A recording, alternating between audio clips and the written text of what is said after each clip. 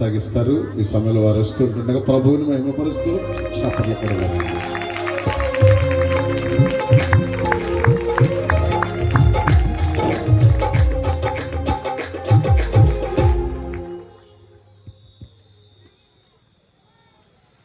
దేవుని నామానికి మహిమ కలుగును గాక. హల్లెలూయా. ఈ సభలలో మీతో కలిసి ఉండటానికి ఇలాంటి శ్రేష్టమైన అవకాశాన్ని దేవుడు నాకు ఇచ్చినందుకు మొదటిగా దేవునికి నేను ప్రత్యేకమైన వందనాలు చెల్లిస్తున్నాను. రెండవదిగా మీ మధ్యకు నన్ను ఆహ్వానించినటువంటి దేవుని సేవకులు, దైవదాసులు కాలేబయ్య గారికి నేను ప్రత్యేకమైన నిండు వందనాలు చెల్లిస్తున్నాను. అంతేకాకుండా వేదిక మీద ఉన్న సేవకులందరికీ కూడా నేను ప్రభు పేరుతో వందనాలు చెల్లిస్తున్నాను. కిందున్న సేవకులందరికీ కూడా వందనాలండి.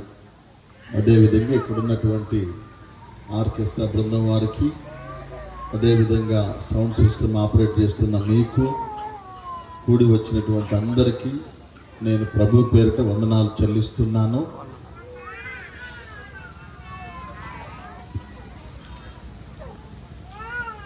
చిన్నపిల్లలు, అమ్మ ఒక్క నిమిషం, చిన్నపిల్లలు ఏడుస్తున్నప్పుడు వాళ్ళని వెనక్కి తీసుకెళ్ళండి. అక్కడ నుండి వాక్యం వినండి.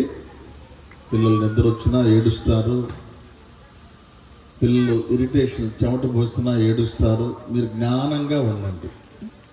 చక్కగా పిల్లల్ని ఎత్తుకొని అలా వెనక్కి తీసుకెళ్ళి దేవుని వాక్యం వినండి. పిల్లలు నిద్రపోయినాక మళ్ళీ వచ్చి మీరు వాక్యం విందురు. కానీ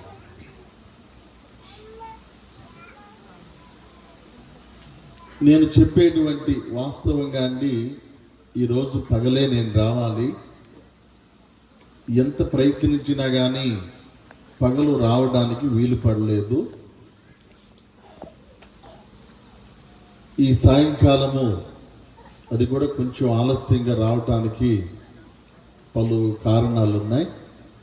అయినప్పటికీ కూడా ఉదయం నేను రాకపోయినా మా పెద్దయ్య గారు ప్రకాష్ గారు వచ్చి ఉదయకాల కూటమి నడిపించారు. చాలా సంతోషం అండి. ఈరోజు నేను ఈ ఒక్క వర్తమానమే మీ మధ్య చెప్తాను. కాబట్టి నేను చెప్పే వాక్యాలన్నీ కూడా యూట్యూబ్లో ఉంటాయి. లైఫ్ వే మినిస్ట్రీస్ నిజాంపట్నం అని మీరు యూట్యూబ్ ఛానల్లోకి వెళితే నేను చెప్పే వాక్యాలన్నీ అందులో ఉంటాయి. లైఫ్ వే మెలోడీస్ అనే మరొక ఛానల్ ఉంది. అందులో చక్కటి పాటలు, సంగీతం ఉంటాయి. అది లైఫ్ వే మినిస్ట్రీస్ నిజాంపట్నం. అంతేకాకుండా ప్రతి శనివారము శుభవార్త టీవీలో మధ్యాహ్నం 1:30 నుంచి 2 గంటల దాకా వాక్యం వస్తుంది. మీరు చక్కగా వినండి. ప్రకటన గ్రంథాన్ని బోధిస్తూ ఉన్నా. ఇవి కాకుండా యూట్యూబ్లో ప్రకటన గ్రంథం మీద ప్రకటన గ్రంథము సంపూర్ణ ధ్యానం అని 80 వర్తమానాలు సీక్వెన్స్లో ఉంటాయి. సంపూర్ణంగా గ్రంథం అర్థమవుతుంది. మరొకటి ఇశ్రాయేలు చరిత్ర అనేటువంటి మరొక భాగం ఉంటుంది. ఇజ్రాయేలు దేశం యొక్క పుట్టు పూర్వోత్తరాల నుండి సంఘం ఎత్తబడేదాకా అన్ని విషయాలు అందులో ఉంటాయి. వాక్యాన్ని ప్రేమించేవాళ్ళు విని మీరు బలపడాలని మనవి చేస్తున్నాను. వాటితో పాటుగా నేను రాసిన 10 పుస్తకాలు ఉన్నాయి. మీటింగ్ అయిపోయిన తరువాత మీరు ఎవరైనా ఆ పుస్తకాలు కావాలంటే బైబిల్ మిస్టరీస్ అనే సిరీస్లో 10 పుస్తకాలు దొరుకుతాయి. మీటింగ్ అయినాక దాన్ని మీరు తీసుకోవాలని మనవి చేస్తున్నాను. ఇవి టైం ఎక్కువైంది కాబట్టి నేను ప్రకటనలు ఎక్కువ చెప్పడం లేదు. చాలామంది దైవ సేవకులు ఉన్నారు, మీరు కూడా చాలామంది ఉన్నారు. అయినప్పటికీ కూడా ఇది చాలా టైం అయింది, ముగించుకునే టైం జనరల్గా అయితే. అయినప్పటికీ కూడా ఈ సంవత్సరం ఇక్కడికి రావడానికి ఎన్నో ఇబ్బందులు పాస్టర్ గారికి ముందే చెప్పాను నేను. కానీ క్రమం తప్పకుండా నన్ను మీటింగ్కి రమ్మని అడుగుతున్నారు. నాకు వారు అడిగినప్పుడే ఖాళీ ఉంటలా. నేను ఈ సంవత్సరం అంటే వచ్చే సంవత్సరం డేట్లు ఈ సంవత్సరం ఇచ్చేస్తాం, ఖాళీ ఉండదు. కానీ పాస్టర్ గారు ఫోన్ చేసి ఒక్కరోజన్నా రండని అనడమే కాకుండా మా ఊరు నన్ను ఎత్తుక్కుంటూ వచ్చి మా ఆఫీస్కి వచ్చి నేను ఫలానాను పరిచయం చేసుకున్నారు, నేను రాను అని అనలేకపోయాను. మరి ఇక్కడికి నేను రావటము దేవుని చిత్తంగా భావిస్తున్నాను. ఇక ఈరోజు జరిగేటువంటి కార్యక్రమం అంతా కూడా దేవుడు, పరిశుద్ధాత్మ దేవుడు నడిపించునుగాక. ఇప్పుడు టైం కొద్దిగా ఉంది కనుక నేను నేరుగా వర్తమానంలోకి వెళ్తాను. మీరు జాగ్రత్తగా వినాలి. నేను చెప్పే ప్రతి వర్తమానంలో కూడా మీరు గ్రహించి నేర్చుకోవాల్సిన విషయాలు చాలా ఉంటాయి. ఇప్పుడు ప్రకటన గ్రంథంలోకి వెళ్ళినా, దానియేలు గ్రంథంలోకి వెళ్ళినా, ఇంకా ఏ గ్రంథంలోకి వెళ్ళినా మళ్ళీ వచ్చే సంవత్సరం వెళ్తాం మనం. అందుకని ఒక షార్ట్ మెసేజ్, ఒక క్లుప్త వర్తమానాన్ని నేను మీకు చెప్పి మీ అందరి కోసము ప్రార్థన చేస్తాను. జాగ్రత్తగా వినండి, గ్రహించడానికి ప్రయత్నం చేయండి, చివరిదాకా వినాలి, చివరిలో క్లైమాక్స్ వరకు వినాలి. నేను చెప్పే మెసేజ్ అంతా కూడా గంట సేపు వాక్యం చెబితే చివరి 5 నిమిషాల్లో మీరు నేర్చుకునే టాప్ పాయింట్స్ ఉంటాయి. అందుకని ఓపికగా వినండి, శ్రద్ధగా వినండి, మరి గ్రహించడానికి ప్రయత్నం చేయండి. వాక్యంలోనికి వెళదామండి. పరిశుద్ధ గ్రంథంలో నుంచి మొదటి సమూయేలు గ్రంథము 17వ అధ్యాయము 40వ వచనం. సమూయేలు, మైక్ ఇస్తారా? వాక్యం చదివే వాళ్ళకి మైక్ ఇస్తారా? ఉందా మైక్? కాస్త వాక్యం బాగా చదవగలిగిన వాళ్ళకి ఇద్దరికి మైక్ ఇవ్వండి. ఇద్దరికి ఇస్తే ఒకళ్ళు లేట్ అయినా మరొకళ్ళు చదువుతారు. సమూయేలు రాసిన మొదటి గ్రంథము 17వ అధ్యాయము 40వ వాక్యం చదువుకుందాం. తన కర్ర చేత పట్టుకుని ఏటి లోయలో నుండి 5 నున్నని రాళ్లను ఏరుకొని తన యొద్దనున్న చిక్కములో ఉంచుకొని వడిసెల చేత పట్టుకుని ఆ ఫిలిష్తీయుని చేరువకు పోయెను. ఇంకా డాలు మోయివాడు తనకు ముందు నడువగా ఆ ఫిలిష్తీయుడు బయలుదేరి దావీదు దగ్గరికి వచ్చి చుట్టూ పారచూచి దావీదుని కనుగొని అతడు బాలుడై ఎర్రటివాడు రూపసి అయి ఉండుట చూచి తృణీకరించాను. చాలు, వాక్యం నోట్ చేసుకోండి. ఇక నేను చెప్పేది వినడానికి ప్రయత్నం చేయండి. ఎందుకంటే ఉపోద్ఘాతము వినాలి. కొంత కనుక ఉపోద్ఘాతము వింటే ముందున్నటువంటి సబ్జెక్టు మీకు బాగా అర్థమవుద్ది. వాస్తవంగా నేను చెప్పేటువంటి వాక్యము ఆ ముందున్నటువంటి భాగం, నేను చెప్పబోయే వాక్యం అర్థం కావాలంటే ఈ ఉపోద్ఘాతం అనేది బాగా అర్థం కావాలి. ఇల్లు కట్టాలి అంటే మొదట ఏముండాలి? పునాది అనేది ఉండాలి. పునాది బలంగా ఉంటే ఎన్ని స్టైర్లైనా కట్టొచ్చు.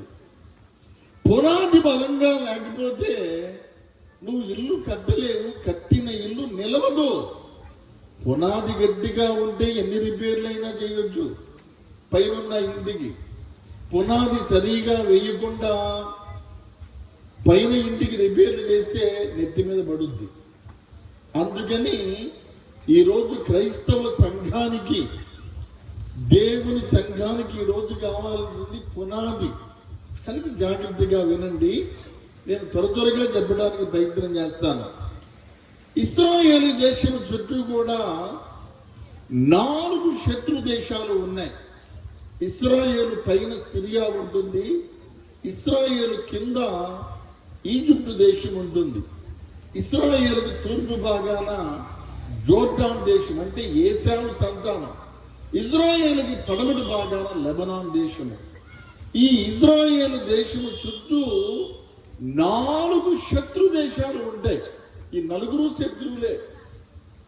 ఈ శత్రువుల మధ్య ఇశ్రాయేలీయులను దేవుడు ఉంచాడు. 4 దిశల శత్రువులు. అందువలన ఇశ్రాయేలీయులకు ఎప్పుడూ యుద్ధాలే. పాత నిబంధనలో యుద్ధాలే, కొత్త నిబంధనలో యుద్ధాలే, ఈ రోజుకి యుద్ధాలే. ఇశ్రాయేలు దేశానికి ఎప్పుడు యుద్ధాలు జరుగుతూ ఉంటాయి. ఈ సంభవం జరిగేటప్పుడు ఫిలిస్తీయులు అనేటువంటి వాళ్ళు ఇశ్రాయేలు మీదకి యుద్ధానికి వచ్చారు. ఈ ఫిలిస్తీయులు అనేటువంటి వారు యుద్ధానికి వచ్చినప్పుడు ఒకవైపునేమో ఫిలిస్తీయులు అందరూ కూడా గుమిగూడి ఉన్నారు. మరొక వైపు, రెండో వైపు ఇశ్రాయేలీయులు అందరూ కూడా సైన్యం గుమిగూడి ఉన్నారు. మధ్యలో ఏలా అనేటువంటి ఒక లోయ ఉంటుంది. అటువైపున ఫిలిస్తీయులు ఉన్నారు, ఇటువైపున ఇశ్రాయేలీయులు ఉన్నారు. మధ్యలో పెద్ద లోయ ఉంది, ఏలా లోయ. అయితే ఈ ఫిలిస్తీయుల్లో నుంచి గొలియాతు అనేటువంటి వాడు, వాళ్ళ ఊరు గాతు, వాళ్ళ ఊరి పేరు గాతు, గాతు వాడైన గొలియాతు. ఈ గొలియాతు అనేవాడు వచ్చి 6 మూరల జానడు ఉంటాడు. వీడు వచ్చి ఏమంటున్నాడంటే, ఏయ్ ఇశ్రాయేలీయులారా, మీలో ఎవడైనా సరే ఒకరు వచ్చి నా మీద యుద్ధం చేసి గెలిస్తే మేమంతా కూడా మీకు దాసోహం, రండి అని సవాలు చేస్తున్నాడండి. వీడు 6 మూరల ఎత్తు, ఇంచుమించు 9 అడుగుల పైన ఉంటాడు. భయంకరమైనటువంటి యుద్ధ శూరుడు. ఇతని మీద యుద్ధానికి పోవాలంటే అందరూ భయపడుతున్నారు. ఎందుకంటే వాడిని గెలవాలంటే చాలా కష్టం. బలవంతుడు, బాగా యుద్ధ నేర్పరి, ఎవడు కూడా రావటంలా. అప్పుడు ఏం చేశాడంటే, ఇశ్రాయేలీయులకు సౌలు రాజుగా ఉన్నాడు. సౌలు భయపడి సైన్యం వెనుక భాగానికి వెళ్ళాడు. రాజు ముందుంటాడా వెనకుంటాడా చెప్పండి? రాజు ముందుంటాడా వెనకుంటాడా? రైలుకి ఇంజిన్ ముందుండిద్దా వెనకుండిద్దా? మరి సౌలు ఎటుపోయాడు? వెనకమాలకి, సైన్యం వెనకమాలకి పోయాడు. ఇక సౌలు వెనకమాలకి పోతే రాజు వెనక్కి వెళ్ళాడు. ఇక యువరాజు ఉన్నాడు, యూత్ లీడర్. ఎవరు? యోనాతాన్. ఏం చేశాడంటే సీక్రెట్ గా పొదల మధ్యలోకి వెళ్ళి నల్లదుప్పుడు కప్పుకొని నేను లేనురా అని చెప్పాను. ఇప్పుడు రాజు లేడు, యువరాజు లేడు, యుద్ధం ఎవరు చేయాలి? మరి రాజు లేడు, యువరాజు లేడు, యుద్ధం ఎవరు చేయాలి? అలాంటి యువరాజు చేసిద్దా? దేవునికి స్తోత్రం, హల్లెలూయా. ఆ యుద్ధాలు మీరు అనుకునే యుద్ధాలు కాదు. ఆ పాప ఎవరో వాళ్ళ ఇళ్లలో యుద్ధం గురించి వచ్చింది. ఆ యుద్ధాలు కాదమ్మా. అయితే అదే టైంకి యుద్ధంలో ఉన్న తన అన్నలకి ఆహారం ఇచ్చి రావడం కోసము దావీదు యుద్ధం దగ్గరికి వచ్చాడు. దావీదు యుద్ధం దగ్గరికి వచ్చి ఆ యుద్ధాన్ని చూస్తున్నాడు. యుద్ధం జరగటిల్లా. వీళ్ళే యుద్ధంకి వచ్చాక రేషన్ అయిపోతుంది. నీకు అర్థమవుతుంది నేను చెప్పింది? తీసుకొచ్చుకున్నటువంటి నీళ్ళు అయిపోతున్నాయి, తీసుకొచ్చుకున్నటువంటి ఆహారం అయిపోతుంది, తీసుకొచ్చిన రేషన్ అయిపోతుంది. కానీ యుద్ధం మాత్రం, యుద్ధం ఎవడూ చేయటిల్లా. కూర్చొని ప్రశాంతంగా జరుగుతున్నారు. యుద్ధం చేసేప్పుడు ఎవడూ లేడు. అలాంటప్పుడు గొలియాతు అరవటాన్ని దావీదు విన్నాడు. ఏమంటున్నాడు గొలియాతు? ఏయ్ మీలో ఎవడైనా నా మీద యుద్ధానికి వచ్చేవాడుంటే రండి అని ఛాలెంజ్ చేస్తున్నాడు. అలాంటి టైంలో దావీదు అన్నలను అడిగాడంట, మీరు యుద్ధానికి వెళ్ళరేంటి? మీరు యుద్ధానికి వెళ్ళరేంటి? వాడు పిలుస్తున్నాడంటే నోరు ముయ్యరా, వచ్చిన పని చూసుకో. నువ్వు యుద్ధం అంటే గొర్రెలు గాయటమా ఏంది? యుద్ధం అంటే పాటలు పాడటమా ఏంది? యుద్ధం అంటే డాన్స్ చేయటమా ఏంది? వాడి దగ్గరికి యుద్ధం అని పోయామనుకో, ఇక రాజు లేదు. నీకెందుకు రాను, వచ్చిన పని చూసుకొని పో అంటే మీరు యుద్ధానికి పోరా అన్నాడంట. మీరు బాగుపోతే నన్ను పంపిమన్నాడంట. వాళ్ళు అన్నారు గుట్టిగా వేసి, గొర్రెలు కాచుకునే నీకేం తెలుస్తున్నా యుద్ధం అంటే? యుద్ధం అంటే మాలాంటి సూర్యులు చెప్తారు, యుద్ధం చూద్దాం వచ్చావా అని వాళ్ళని చిన్న ముచ్చుతూ ఉన్నారండి. ఎంతలోకి ఈ వార్త రాజు దగ్గరికి వెళ్ళింది. హల్లెలూయా. కొంతమంది అనుకుంటారు నేను అన్నది ఎవరికి తెలియదు అనుకుంటారు. మనం మాట్లాడే ప్రతి మాట చాలాసిన దగ్గరికి జాగ్రత్త ఉంటాయి చల్లగా. మీరు గుర్తుపెట్టుకోండి. కొంతమంది ఎవరికి ఉంటారంటే నేను అన్న మాట ఎవరికి తెలియదు, నేను చెప్పిన మాట ఎవరికి తెలియదు, నేను పలికిన మాట ఎవరికి తెలియదు అని. బైబిల్ చెబుతుంది మనము మాట్లాడే ప్రతి మాట. ఇక్కడ వీళ్ళు అన్నదమ్ములు మాట్లాడుకున్న 5 నిమిషాల్లో రాజుకాడ నుంచి కబురు వచ్చిందే, ఎవడో యుద్ధానికి వెళ్తానన్నాడు. ఇంటెలిజెన్స్ అట్టు ఉంది మరి ఆ రోజుల్లోనే. ఇజ్రాయిల్ మొసాద్ ఇప్పుడు కాదు, అప్పుడే ఉంది. దేవునికి స్తోత్రం. ఇప్పుడు ప్రపంచంలో అందరూ ఏం చెబుతున్నారంటే ఇజ్రాయిల్ మొసాద్ని మించింది అమెరికాలో కూడా. ఇది ఇప్పుడు అనుకుంటున్నారేమో. ఈ పవర్ ఎప్పుడుంది? ఆది కాలములో నుండే ఉంది. అప్పుడు రాజు ఎవడో యుద్ధానికి వెళ్తానన్నాడంట, వాణ్ణి పిలవండ్రా అన్నాడు. వాణ్ణి పిలవమంటే దావీదుని పిలిచి దావీదుని చూశాడండి. వీడు చూస్తే యుద్ధం చేశాక వీడి దగ్గర ఏమీ లేదు, కళ్ళుండవాడేం చేయట్లా. యుద్ధం చేసే కళ్ళుండవాడేం యుద్ధం చేయట్లా, వీడేమి యుద్ధం చేసే కళ్ళు లేదు. యుద్ధానికి పోతానంత నువ్వేనా అంటే నేనే అన్నాడంట. నువ్వేం చేస్తావు అని అడిగాడంట. గొర్రెలు కాసుకుంటానా అంట. పోయి కాసుకోపో అన్నాడంట. ఏంటంటే మీరు యుద్ధము చెయ్యరు, చేసేవాడిని కూడా అమ్మ పెట్టదంట. మీరెవడో యుద్ధానికి పోటల్లా, నీ పోతానంటే పోనీటల్లా, ఏది మీ సంగతే అనేసరికి ఈడి మాటల కంట సౌలుకి బీపీ ఎక్కిందంట. ఒరే నాయనా,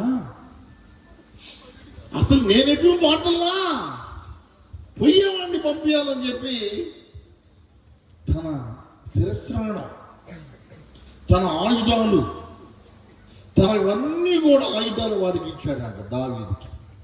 మీ ఎవరు ఇవ్వకండి. ఎప్పుడైతే నువ్వు అలా ఇస్తావో నీలో ఉన్న అభిషేకం ఆటోమేటిక్గా ట్రాన్స్ఫర్ అయ్యి వెళ్ళిపోయింది. దేవునికి స్తోత్రం. మళ్ళీ చెబుతున్నా వినండి. బైబిల్ ఎవరికి ఇవ్వకూడదు, బట్టలు ఎవరికి ఇవ్వకూడదు. గుర్తుపెట్టుకోండి. సావకులు అభిషేకం ఉన్నోళ్ళు ఇచ్చినోడు ఇచ్చినా పుచ్చుకున్నా వచ్చేది ఏమి లేదు.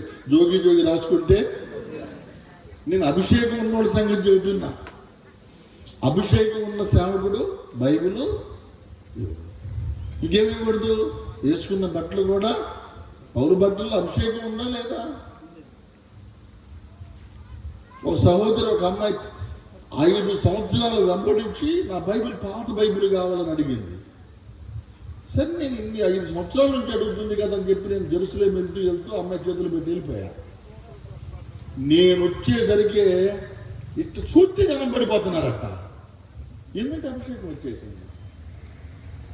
హల్లెలూయా. సౌలు తనకు తెలియకుండానే తన యుద్ధ వస్త్రాలు ఇచ్చాడు, తన ఆయుధాలు ఇచ్చాడు, తన కత్తి కూడా ఇచ్చాడు. కత్తి అంటే మన కత్తి ఏంటి? మన కత్తి ఏంటి? అందుకనే ఇద్దన్న బైబిల్లో ఉన్న వర్తమానం ఇవ్వాలి. ఎవరు అడిగినా పాలు ఇవ్వండి, గేదెని బాట. దేవునికి స్తోత్రం. అడిగితే ఎన్ని పాలైనా పోయండి. నువ్వు గేదెనిచ్చావు, నువ్వు పెట్టుతావు. దేవునికి స్తోత్రం. అందుకే తొందరపడి అభిషేకం చేయకూడదు. కొన్ని వందల మందికి అభిషేకం ఇచ్చా, అనుభవంతో చెబుతున్నాను నేను. దేవునికి స్తోత్రం. సరే, అది అట్లా పెట్టండి. మనం చాలా విషయాలు చెప్పాలి కనుక ఇక బయలుదేరాడు దావీదు. బయలుదేరాడు. సౌలు ఇచ్చిన ఇవన్నీ చూసుకొని ఇవన్నీ మన వల్ల కాదు, నేను నా బాడీలో వెళ్ళిపోతానని చెప్పి వెళ్ళిపోయాడు. గొలియాతు నీ మీద యుద్ధానికి వస్తున్నారని కానీ వాటిప్పు డబ్బుగా రెడీ అయిపోయి ఆయుధాలు పట్టుకొని, వీడు ఎలాంటి అంటే వీడి దగ్గర ఎన్ని ఆయుధాలు ఉంటాయంటే వీడికి ఆయుధాలు వేసి అసిస్టెంట్ ఇంకొకడు అవి మొత్తం ఒకటి పట్టుకొస్తా ఉంటాడు.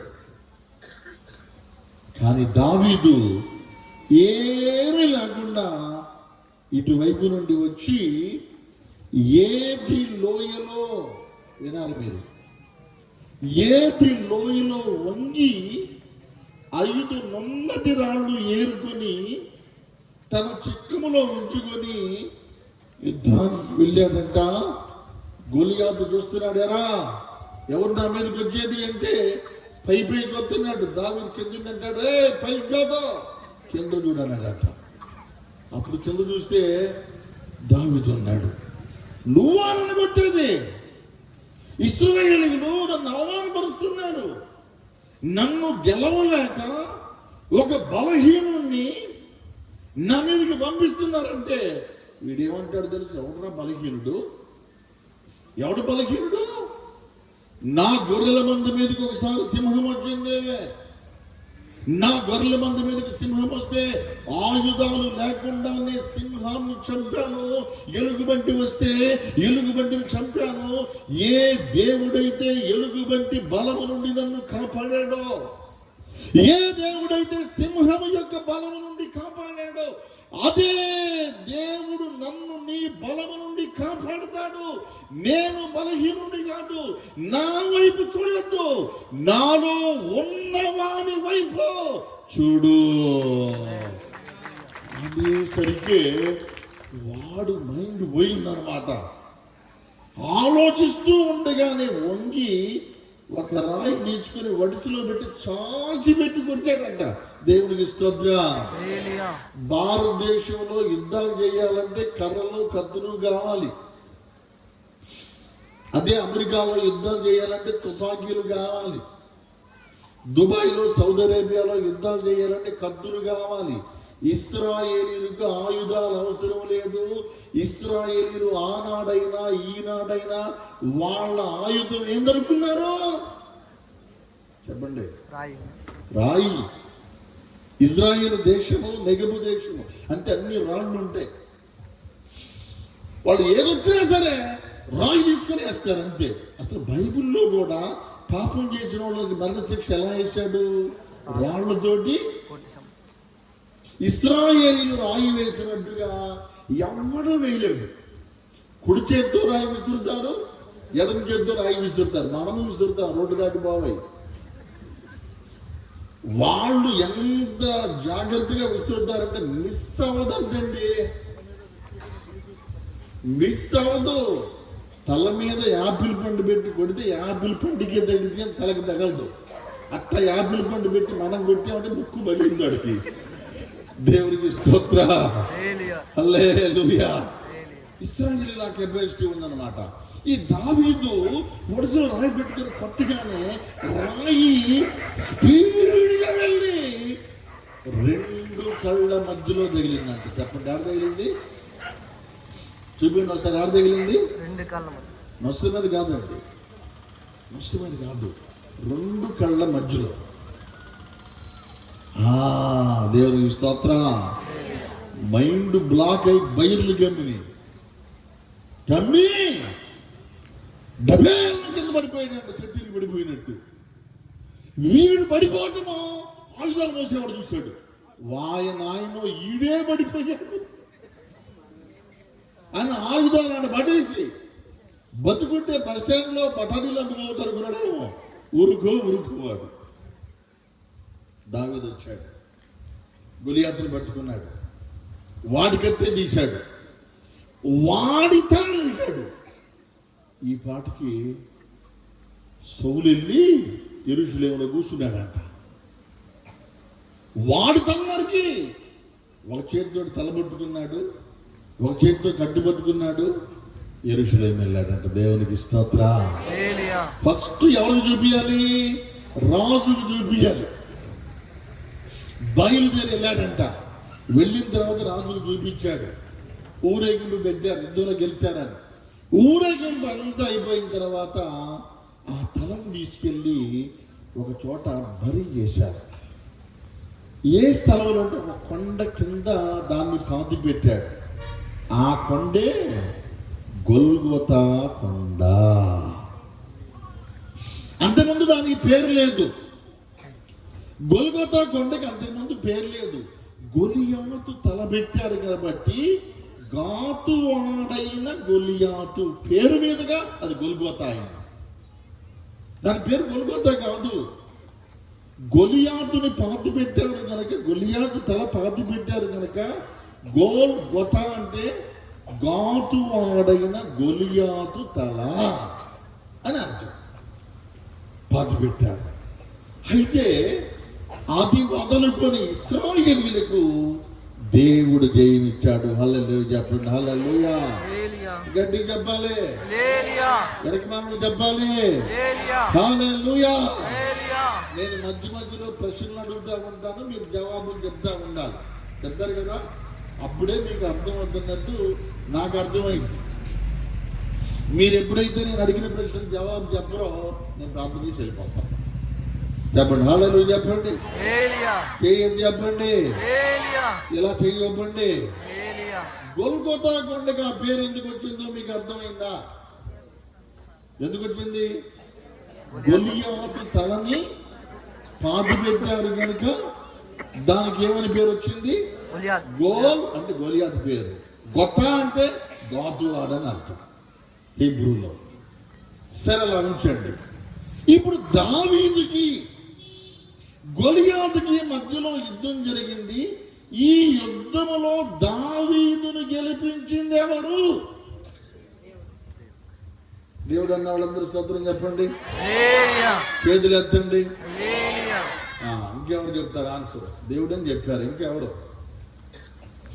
దావీదును యుద్ధంలో గెలిపించింది ఎవరు? దేవుడు అని చెప్పారు. ఇంకా రాయి. దేవుడు ఎవరు చెప్పింది? దేవుడు స్తోత్రం. ఎన్న వాళ్ళు చెప్పకూడదు, కొత్త వాళ్ళు చెప్పాలి. హల్లెలూయా, హల్లెలూయా. ఇప్పుడు నా దగ్గర ఉండేవాళ్ళు చెప్తే నేను ఏం చెప్తాను తెలుసు కదా. దేవునికి స్తోత్రం. మీరు ఎవరు చెప్పలేదు కాబట్టి చెప్పాడు, చెబితే చెప్పేవాడు కాదు కదా. ఎవరు చెప్పలేదు కాబట్టి, ఎందుకంటే టైం కూడా సేవ్ చేయాలి కదా, అందుకని స్పీడ్ చెప్పేస్తా. దావీదును యుద్ధంలో గెలిపించింది ఎవరు? దేవుడు. ఇక్కడ దేవుడు వచ్చి యుద్ధం చేయలేదుగా. గెలిపించింది ఎవరు? చెప్పండి. గెలిపించింది ఎవరు? మళ్ళీ చెప్పాలి. గెలిపించింది ఎవరు? ఈ రాయికి 7 లక్షణాలు ఉంటాయి. ఈ 7 లక్షణాలు కనుక నీకుంటే నీకు తిరుగు ఉండదు. నీకు ఓటం అనేది జీవితంలో ఉండదు. నీకు 7 లక్షణాలు ఉండాలి. ఒక్కొక్కటి చెబుతాను, వింటూ ముందుకెళ్దాం. దేవునికి మహిమ కలుగును గాక. హల్లెలూయా. మీతోటే జవాబు చెప్పిస్తా. మీకు ప్రశ్న వేసి, ఈ రాయికి ఎన్ని లక్షణాలు ఉన్నాయి? 7 లక్షణాలు ఉన్నాయి. ఈ 7 లక్షణాలు కనుక మనకు ఉంటే మన జీవితంలో ఎంతమంది గొలియాతులు వచ్చినా, ఎంతమంది విరోధులు వచ్చినా, ఎన్ని సైన్య సమూహాలు వచ్చినా నిన్ను ఏమీ చెయ్యలేరు. గెలుపు నీదే. ఆ రాయికున్నటువంటి 7 లక్షణాలు నేను క్లుప్తంగా చెప్తాను. మొట్టమొదటిది, రాయి ఎక్కడి నుండి తీశారు? ఎక్కడి నుండి తీశారు? ఏటిలో నుండి తీశారు. ఫస్ట్ రాయి నాడు తీశారు. ఏటిలో నుండి తీయబడుట అంటే బాప్తిస్మానికి, శుద్ధీకరణకు గుర్తు. అర్థమైందా? ఏటిలో నుండి రాయి తీశారు, లేదా నీటిలో నుండి రాయి తీయబడింది. నీటిలో నుండి తీయటం అంటే, ఏటిలో నుండి తీయటం అంటే దేనికి సాదృశ్యము అంటే శుద్ధీకరణకి, బాప్తిస్మానికి ఇది గుర్తుగా ఉంది. నీ జీవితంలో కొంతమంది అండి, నాకు ఉద్యోగం రావడం లేదు, నాకు సంతానం కలగటం లేదు, నాకు వీసా రావడం లేదు, అనుకున్న పని జరగటం లేదు అనుకుంటారు. నీ జీవితంలో దేవుని కార్యం అంటే, నీ జీవితంలో జయము రావాలి అంటే, మొదటిగా నీవు ఏటిలో నుండి తీయబడిన అనుభవములోనికి నువ్వు రావాలి. హల్లెలూయా. చర్చికి రావడం కాదు, పాటలు పాడటం కాదు, నీవు బాప్తిసం పొందావంటే, బాప్తిసం అంటే శుద్ధీకరణ, పాపము నుండి కడగబడ్డావా, పాపము నుండి విడిపించబడ్డావా, రక్షించబడినటువంటి అనుభవం నీకు ఉందా? కడగబడ్డం అనేది కనుక జరగకపోతే నీ జీవితంలో జయం అనేది ఫస్ట్ అంటే పాపాన్ని, చెడుని, అపవిత్రతని నీలోనే పెట్టుకొని నువ్వు ఎంత భక్తి చేసినా ఉపయోగం అనేది ఉండదు. మొట్టమొదట భక్తిలో మొదటి మెట్టు ఏంటంటే నిన్ను నీవు కడుగుకొనుట, నిన్ను నీవు శుద్ధి చేసుకొనుట, నీ జీవితాన్ని పరిశుద్ధపరచుకోవటం ఉందే, ఇది మొదటి మెట్టు. హల్లెలూయా. పాపములోనే ఉండి, అపవిత్రతలోనే ఉండి, చెడులోనే ఉంటే యెషయా భక్తుడు చెబుతున్నాడు, మీకు మీ దేవునికి పాపం అనేది అడ్డం వస్తుంది. దేవుడు ఆశీర్వాదం ఇస్తున్నాడు, అది నీకు రావట్లేదు. కారణం ఏంటంటే నీకు దేవునికి మధ్యలో పాపం అడ్డంగా తెరగా ఉంది. అది తొలగిపోయిన రోజు దేవుని ఆశీర్వాదం నీకు రిలీజ్ అవుతుంది. హల్లెలూయా, హల్లెలూయా. సరే, మనలో ఉన్న పాపము ఎవరు శుద్ధి చేయాలి? మాట్లాడండి. ఉదయాన్నే పళ్ళుదోముకున్నారా? హల్లెలూయా చెప్పండి. మీరు బ్రష్ చేశారు కదా, మీ పళ్ళు దోముకున్నారు. ఎవరు దోమారు? ఎవరు దోమారండి? పాస్టర్ గారా? ఎవరు దోమారు అనుకున్నారా?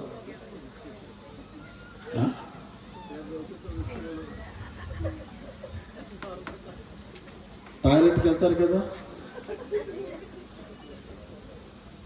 ఎవరు అడిగారు? ఎవరు బట్టలు ఎవరు దిగారు? మనయన్నీ మనమే కదా.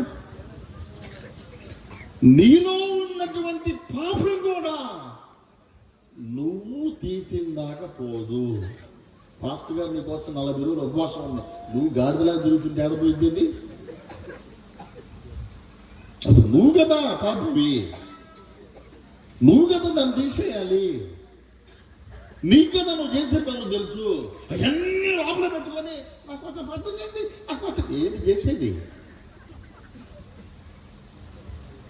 నాటకాలు ఆడకూడదు. దేవుడి కాడికి వచ్చి చేసేదంతా చేస్తూ అర్థం చేయండి అయ్యా. నువ్వేం సినిమా యాక్టర్లుగా నటిస్తా ఉంటుంది. బైబిల్ చెబుతుంది భక్తి అనేది సీరియస్ గా చేయాలి. నీలో ఉన్న పాపము డేంజర్. నీ పాపాన్ని సంపూర్ణంగా నువ్వే గుర్తించి తొలగించాలి. హల్లెలూయా, హల్లెలూయా. దైవజనులు నీ కోసం ప్రార్థన చేస్తారు, దేవుని సేవకులు నీ కోసం ఉపవాసం ఉంటారు. కానీ నీవే నిన్ను నీవు శుద్ధి చేసుకోవాలి. దేవునికి స్తోత్రం, హల్లెలూయా. ఒక ఆయన 1 కేజీ మాంసం తెచ్చి ఫ్రిడ్జ్ లో పెట్టాడంట. కేజీ మాంసం తెచ్చి ఫ్రిడ్జ్ లో పెట్టి తలుపేసి క్యాంపుకి వెళ్ళాడు. ఈ లోపు ఫీజు ఎగిరిపోయింది. ఫ్రిడ్జ్ లో ఏముంది? క్యాంపుకి వెళ్ళి 15 రోజుల తర్వాత వచ్చాడు. వచ్చి తలుపు తీసేటప్పుడే ఉంది. తలుపు తీసినప్పుడు గుర్తొచ్చిందంట, ఫ్రిడ్జ్ లో గల్లబా వెళ్ళాడు. ఫ్రిడ్జ్ లో ఫ్రిడ్జ్ తీశాడు, మొక్కులు అయిపోతుంది. తీశాడు, మాంసం తీశాడు. ఇదేనా? ఇదే గోడ తీసుకెళ్ళి పడేశాడు. వచ్చాడు, అయినా వాసన అవుతుందంట. పడేసిన వాసన అవుతుందని వాటర్ పైపు తెచ్చి ఫ్రిడ్జ్ బాగా గడిగాడంట, అయినా వాసన అవుతుందంట. కిచెన్ బాగా గడిగాడంట, అయినా వాసన అవుతుందంట. బెడ్రూమ్ బాగా గడిగాడంట, అయినా వాసన అవుతుందంట. ఇల్లంతా గడిగాడంట, అయినా వాసన అవుతుందంట. ఏందబ్బా అని చూసేసరికి అర్థం వెళ్ళి ముక్కు కింద ముక్క అయ్యిందంట. ఏడైంది? ఇది కిచెన్ గడిగాడు, బెడ్రూమ్ గడిగాడు, బాత్రూమ్ గడిగాడు, అన్ని గడిగాడు, వీడిని గడుక్కోవాలి. బైబిల్ చెబుతుంది, నిన్ను నీవు శుద్ధీకరించుకున్న దాకా నీలో ఉన్న రహస్య పాపమును నీవు విడిచిపెట్టిన దాకా నీకు జయము రాదు. సవాల్ చేసి చెప్తా నేను, నువ్వు పాపం పెట్టుకొని యుద్ధానికి వెళితే గెలవలేవా? నువ్వు పాపం పెట్టుకొని సాతాను మీదకి వెళ్తే ఈ సాధన తెలుసురా నిద్ది సైతాన్. కనుక ఏం చేశాడు? ఫస్ట్ ఈ రాయి ఏమి రాయి చెప్పండి? ఏట్లో నుండి తీయబడింది, శుద్ధీకరించబడింది, కడగబడింది, పరిశుద్ధపరచబడింది, క్లీన్ చేయబడింది. అలాంటి అనుభవాల్లో నువ్వు ఉండాలి. మొదటి లక్షణమే ఏంటంటే బాప్తిస్మము అంటే శుద్ధీకరణ. కొంతమంది బాప్తిస్మాలు పొందరండి, కొంతమంది బాప్తిస్మాలు పొందరు. నేను మళ్ళీ చెబుతున్నా వినండి, నేను చెప్పే వాక్యాలు టీవీలో కానీ ప్రకటన గ్రంథం వాక్యాలు వినండి. మీరు బాప్తిస్మం పొందకపోతే చాలా డేంజర్. బాప్తిస్మం పొందకుండా చనిపోతే వారు నరకానికి వెళతారు. ఆడపిల్లలైతే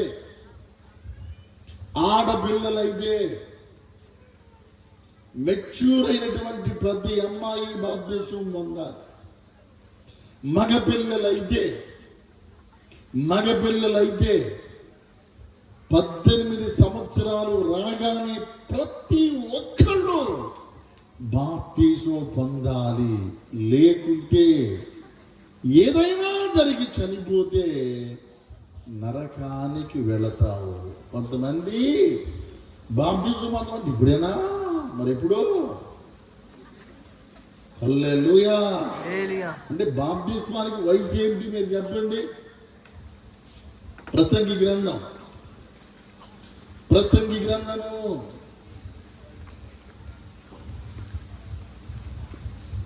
11వ అధ్యాయము 9వ వచనం.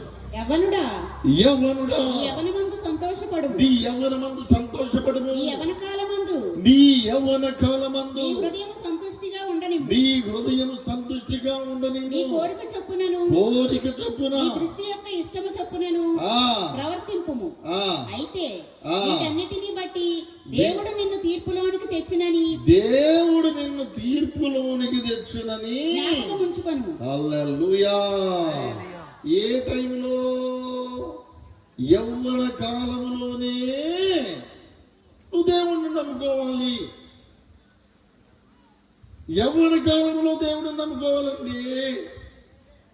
ఒక యవ్వనస్తురాలైనటువంటి ఒక అమ్మాయిని వెంట పెట్టుకుని ఒక ఆమె నా దగ్గరికి ప్రార్థనకు వచ్చింది.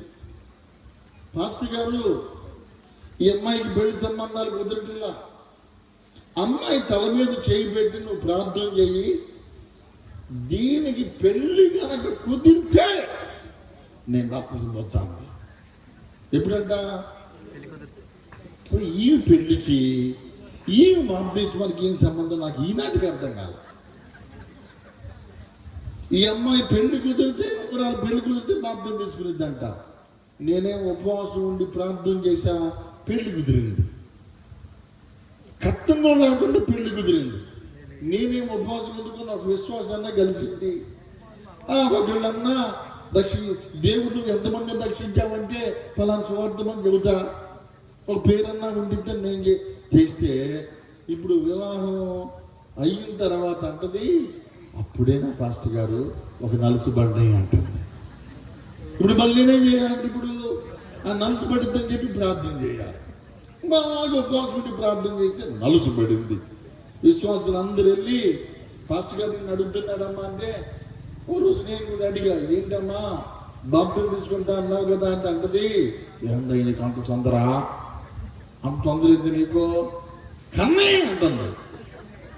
అందుకని ఇప్పుడు నేనేం చేయాలి, కంఠం కోసం మళ్ళీ ఉపవాసం ఉండి మోకరించి అన్నం నీళ్లు మానేసి ప్రార్థన చేశా. మొత్తం మీద కనిందండి, ఆపరేషన్ లేకుండా ఫ్రీ డెలివరీ అయింది. నేను అనుకున్న ఈసారి మాత్రం ఈసారి అవుట్, మూడోసారి అనుకున్న చర్చికి రావట్లా మానేసింది. చర్చికి రావట్లా మనకు అడుగుతారని కాదు, ఒక వారం రాలా, రెండో వారం రాలా, మూడో వారం రాలా. అడిగితే అంట కాటన్ చీర ఉయ్యాలేసి ముక్కాలు పెట్టి మీద కూర్చొని తాడు కట్టి జోజో పాపాని జ్వాల పాట పాడుతుంది. ఎన్ని రోజులు ప్రార్థన చేశానండి. కొన్నాళ్ళు అయిపోయిన తర్వాత విశ్వాసులు వెళ్ళి, అమ్మా అయ్యగారు నిన్ను అడుగుతున్నాడమ్మా, పాస్టర్ గారు నిన్ను అడుగుతున్నాడమ్మా అంటే అంటదంట, నేను వచ్చి చర్చిలో కూర్చొని తుతి తోత్రం అంటే ఉయ్యాలేమన్నా పాస్టర్ గారు ఊపిద్దా అంటుందంట. ఏమండి, దేవుని సేవకులంటే నీకు అట్లా కనపడుతున్నారా? నేను మళ్ళీ చెబుతున్నా వినండి, దేవుని సేవకుడైనా దేవుని సేవకురాలైనా ఒక చిన్న పన్ను కూడా వారికి విరోధంగా మాట్లాడకూడదు. ఎందుకంటే వారు ఒక్క మాటన్నా వారు ఊరుకున్నా దేవుడు ఊరుకోడు. హల్లెలూయా. ఇప్పుడు మోషేకి విరోధంగా మిరియాము మాట్లాడింది, ఏమైంది? మోషే అన్నాడా, పంచాయతీ తిక్కలేదు అన్నాడు.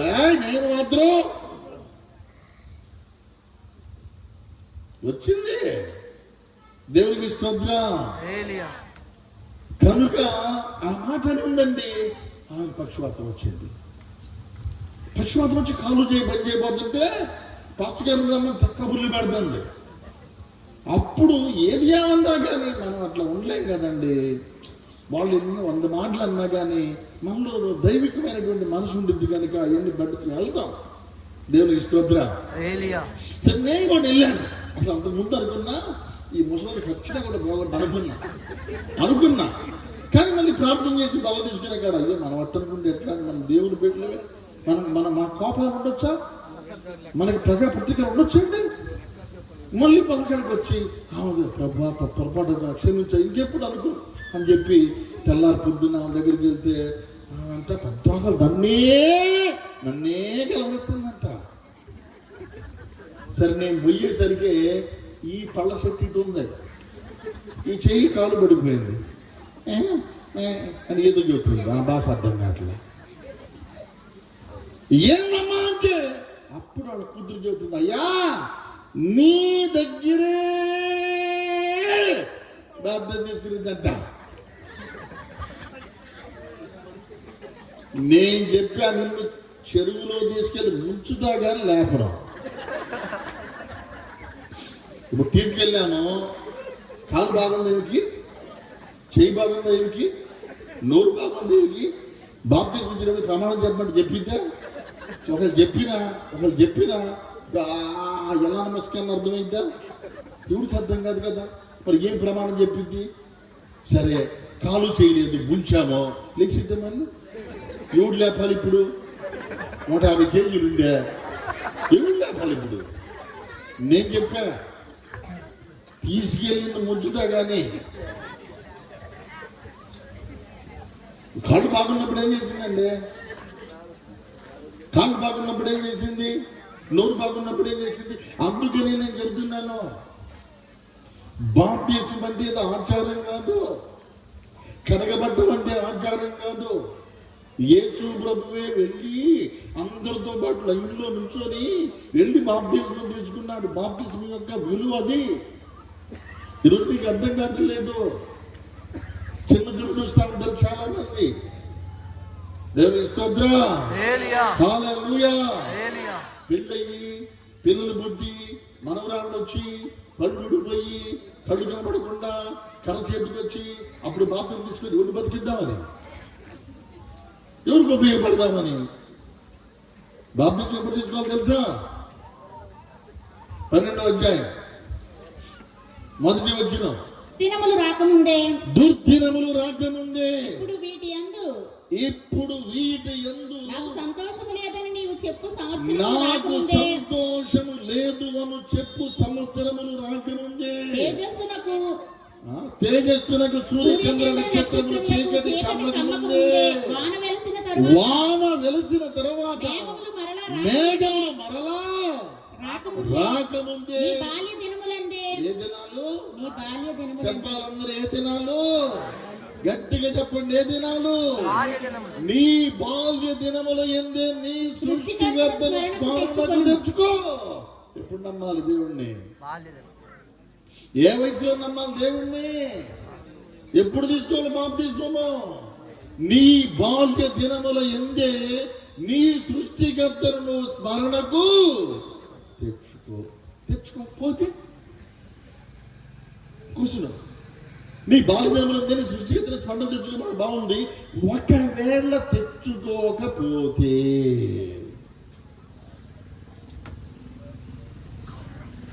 చదవండి. ఆ దినమున ఇంటి కావలివారు, ఇప్పుడు నీ బాల్య దినముల యందే నువ్వు సృష్టికర్తను కనుక స్మరణకు తెచ్చుకోకపోతే ఆ దినమున ఇంటి కావలివారు వణుకుదురు. ఎవరు కావలివారంటే ఎవరు? కావలివారంటే ఎవరు? హల్లెలూయా చెప్పండి. గట్టిగా చెప్పుదురుగాక, ఇంకా గట్టిగా చెప్పుదురుగాక. హల్లెలూయా. మీరు బాగా చెబుతున్నారు కానీ వెనకోళ్ళు జవట్ల. ఎందుకంటే మమ్మల్ని ఎవరు జోట్ల అనుకుంటున్నారు. చెయ్యి చెప్పండి. హల్లెలూయా. కావలివారంటే ఎవరో చెప్పండి. కావలివారంటే ఎవరు? కళ్ళ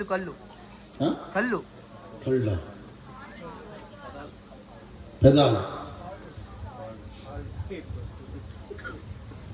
ఏదో ఒకటి చెప్పండి సార్. హల్లెలూయా. కావలి. నేను టాపిక్లోకి వెళ్ళిపోతున్నాను. ఎందుకు నేను వివరంగా చెప్పను. నేను 1 పాయింట్ 5 రోజులు చెబుతాను. దేవునికి స్తోత్రం. కావలివారు అనగా కాళ్ళు. చెప్పండి, కావలి వాళ్ళు అంటే ఎవరు? నువ్వు బాల్య దినముల్లో దేవుణ్ణి నమ్మకపోతే కావలి వారు ఏమవుతారంట? వణుకుదురు. నువ్వు నడవంటే నడుస్తావు. ఇప్పుడు కాళ్ళు వణకటం స్టార్ట్ అయ్యి నాకు వచ్చి ఏం చేద్దామని ఈ మధ్య టీవీలో వాక్యం విని ఒక ఆయన నాకు ఫోన్ చేశాడు. ఫోన్ చేసి అయ్యా అన్నాడు. ఏందయ్యా అన్న? నేను ఫలానా చోట నుండి ఫోన్ చేస్తున్నా. ఏంటంటే ఇప్పుడే నీ దగ్గరికి సాగు వచ్చేస్తానంటున్నాడు. ఇప్పుడే అంట. నీది ఏ జిల్లా, ఏ ఊరు, ఏంటి అని అడిగా. డీటెయిల్స్ చెప్పాడు. ఫలానా జిల్లా, ఫలానా. నీకు వయసు ఎంత అన్న? 92 అన్నాడు. ఎంతంట? ఉట్టి 92, 192 అని అడిగా. ఉట్టి 92 అన్నాడు. ఇప్పుడు నా దగ్గరికి నువ్వు సేవకు వస్తే నేను ఏసై సేవ వదిలిపెట్టి నీ సేవ చేయాలి. 92 ఏళ్ళు వాడు సేవకు వస్తే అన్ని బాత్రూమ్కి ఎవరు తీసుకెళ్ళాలి? నీకు అన్నం ఎవరు పెట్టాలి? నీ బట్టలు ఎవరు వేయాలి? నేను చెప్పా, నువ్వు ఈ వయసులో కనుక నువ్వు సేవకు వచ్చావంటే మేమందరం ఏసై సేవ మానేసి నీ సేవ చేసుకోవాల్సి వచ్చింది. నువ్వు ఆడే ఉన్నాను. దేవునికి స్తోత్రం.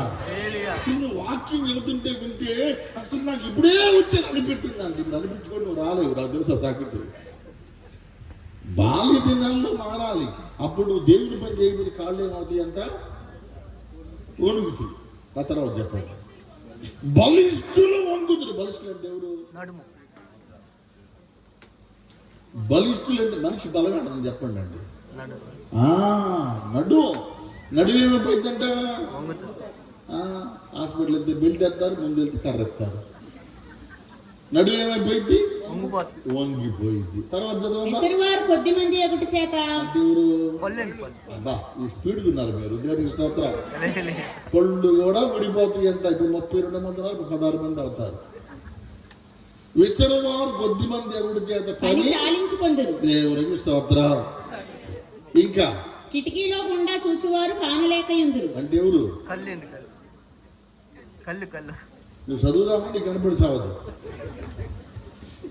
కొంతమంది అంతేనండి, పాట పాడమంటే ఫస్ట్ టైం పల్లవి పాడతారు, రెండో చరణంలో ఒక లైన్, మూడో చరణంలో ఒక లైన్ పాడతారు. ఏంటంటే కనపడి సావట్లేదు.